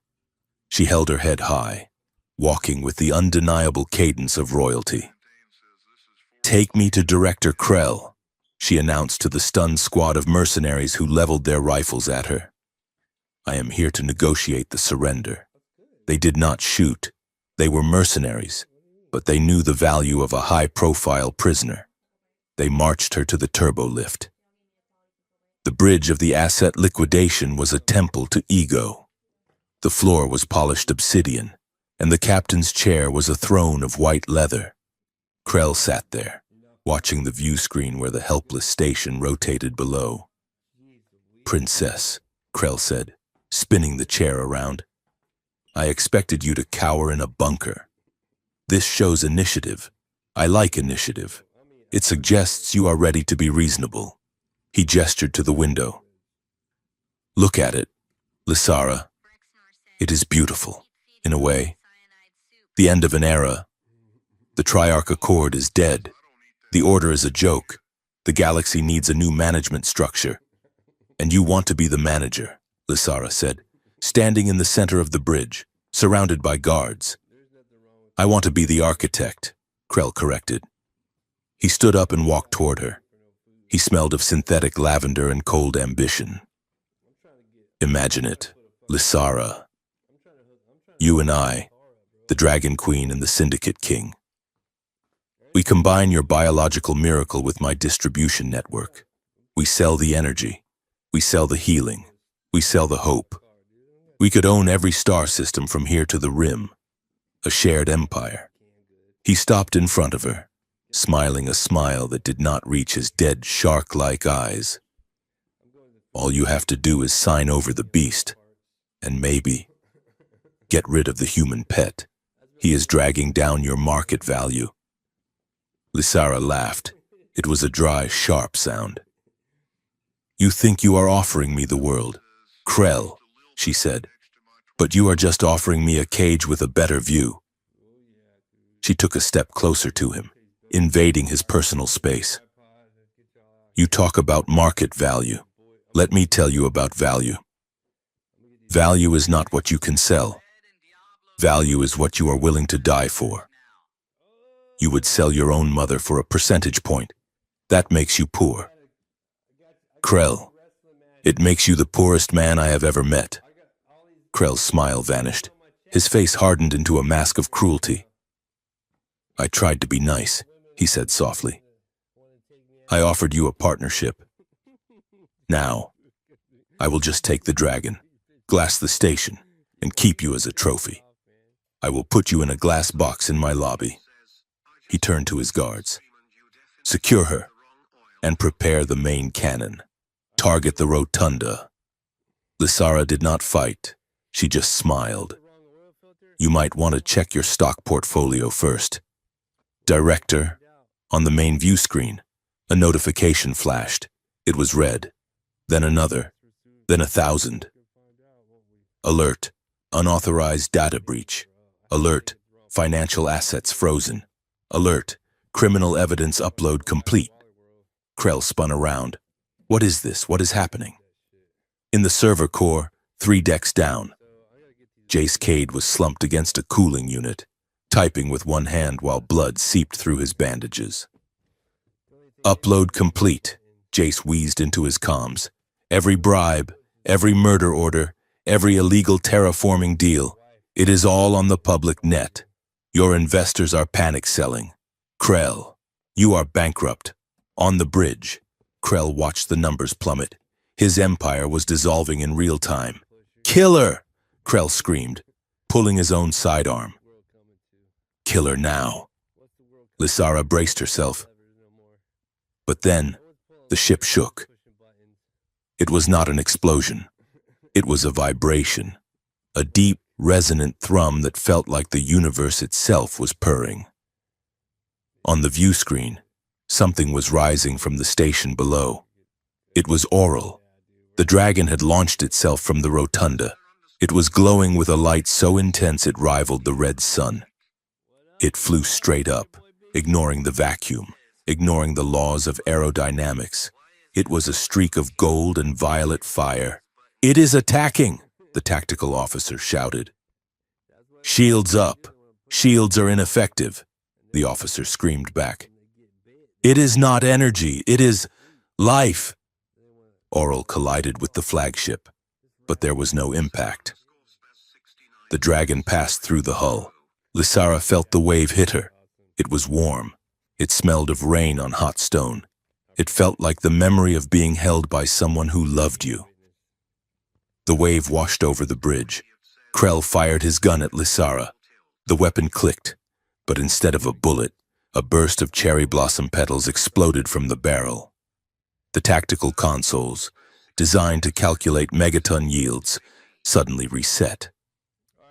The screens displayed fields of green grass and flowing water. The red alert lights turned a soft, calming blue. The weapon systems of the asset liquidation, the railguns, the missile batteries, the orbital cannons began to glow. The metal reshaped itself. Barrels twisted into sculptures of vines, warheads dissolved into bursts of harmless, bioluminescent spores. The restoration pulse. It was not destroying the ship. It was rewriting the purpose of the matter. It was turning weapons into art. Krell stared at his gun, which was now blooming with flowers. He looked at Lysara, his eyes wide with a terror that went beyond death. He was witnessing the impossible. "What did you do?" he whispered. "I didn't do anything," Lysara said, brushing a petal from her shoulder. "You threatened a creature that eats stars and breathes truth. Did you really think a gun would stop it? The ship's engines powered down, not from damage, but because the aggression required to fuel them simply ceased to exist in the local reality." The fleet drifted, silent and blooming. Jace's voice crackled in Lysara's ear. "Lysara, the guards down here just started hugging each other. It is very weird. Are we winning?" "We won." "Jace," Lysara said, looking at Krell, who had sunk into his chair, defeated by flowers. "We won." They returned to the station as heroes, but the danger was not over. As they disembarked from the shuttle in the main hangar, the crowd surged forward, cheers, tears, people reaching out to touch the hem of Lysara's flight suit. Oral landed behind them, folding its massive wings. The dragon was calm now, its work done. But in the chaos of the celebration, a shadow moved. Valerius.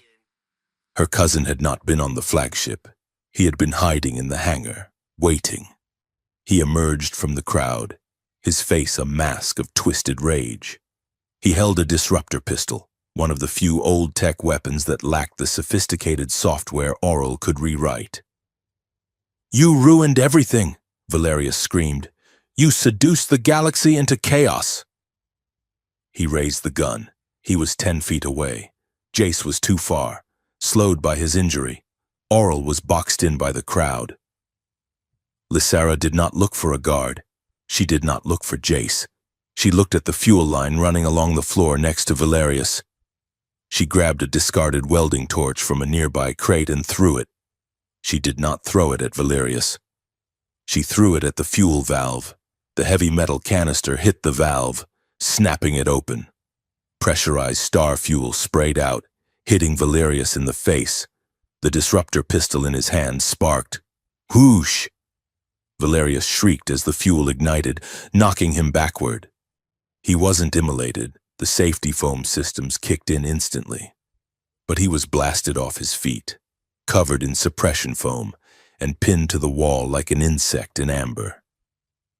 Lysara walked over to him. He was struggling in the hardening foam, looking ridiculous and small.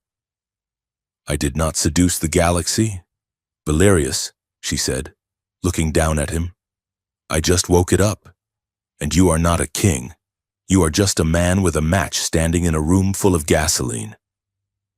She turned to the station security who were finally rushing in. "Arrest him," she ordered, and read him his rights. "We are doing this by the book." The aftermath was messy, loud, and gloriously complicated. The Triarch Accord did not survive the week. With the exposure of the historical conspiracy, the central government dissolved. In its place, the systems agreed to form a federation of independent worlds. It was a messy democracy, filled with arguments and paperwork, but it was transparent. The order of pure logic fractured. The hardliners fled to the fringes, muttering about chaos, but the moderates stayed. They renamed themselves the Order of Ethical Inquiry. dedicating themselves to understanding the connection between biology and emotion. And then there was the question of the throne. The new Federation Council came to Lysara. They offered her the crown, not as a figurehead, but as a High Chancellor. They wanted the Dragon Queen. Lysara sat in the office that had once belonged to her father. Jace was there, sitting on the edge of the desk, finally out of the medbay, but still favoring his left side. "They want you to rule," Jace said, reading the data pad. "Lifetime appointment. Supreme authority over the reconstruction." Lysara looked out the window at the stars. "I will take the job," she said.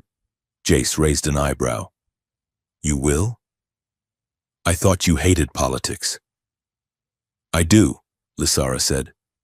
"That is why I am the right person for it. But I have conditions." She turned to him. 1. No supreme authority. I want a council. I want checks and balances. Power without oversight is just a countdown to tyranny. 2. Independent oversight for dragon ecology. Aurel is not a mascot. He is a citizen. We protect the dragons. We do not use them. And 3? Jace asked. Lysara smiled. 3. I need a chief of intelligence who knows how to lie to bad people and tell the truth to me, and who looks good in a tuxedo. Jace laughed. I am expensive, Your Highness. I can afford you, Lysara said. I have a dragon. The story did not end with a parade. It ended in a garden. 6 months later, the biodome on Arendor had been restored. The ruins where they had found the egg were now overgrown with lush silver vines and night-blooming jasmine. The atmosphere was thick and breathable, heated by the geothermal vents Aurel had reopened. Lysara and Jace stood on a ridge overlooking the valley. It was night, but the valley was glowing. Hundreds of dragons were there. They had come from the deep hibernation vaults across the galaxy, awakened by Aurel's call. They were flying in the moonlight, trails of hard light following their wings. They were healing the dead moon, turning the graveyard into a garden. Aurel was coiled nearby, massive and ancient-looking now, though he was technically less than a year old. He was asleep, his head resting on his front claws, vibrating with a low, contented hum. Lysara leaned her head on Jace's shoulder. He wrapped his arm around her, the movement easy and familiar. They call it the impossible era, Jace said softly, looking at the dragons, the historians. They say it was impossible that a princess and a spy could overthrow a 3,000-year-old empire with a hug. Lysara watched a young dragon chase a firefly in the valley below. It was not impossible, she said. It was just heavy. How so? Hatred is easy. Jace, fear is easy. You just have to let go and fall. But love is heavy. You have to carry it. You have to choose it every day, even when it hurts. Especially when it hurts. She turned to look at him. The impossible did not happen because of my blood, Jace. And it did not happen because of the tech in the vault. It happened because when I was in that dark room, terrified and alone, I decided that I would rather die holding something warm than live ruling something cold. Jace kissed her. It was a slow, deep kiss, grounded in the quiet certainty of two people who had seen the worst of the universe and chosen the best of each other. Well, Jace whispered against her lips, I am glad you like warm things, because I am never letting go. Lysara smiled, turning back to watch her dragon sleep. Good, she said, because the impossible is just getting started. Aurel let out a puff of smoke that turned into a ring of glowing butterflies, and the galaxy turned on, bright and wild and free.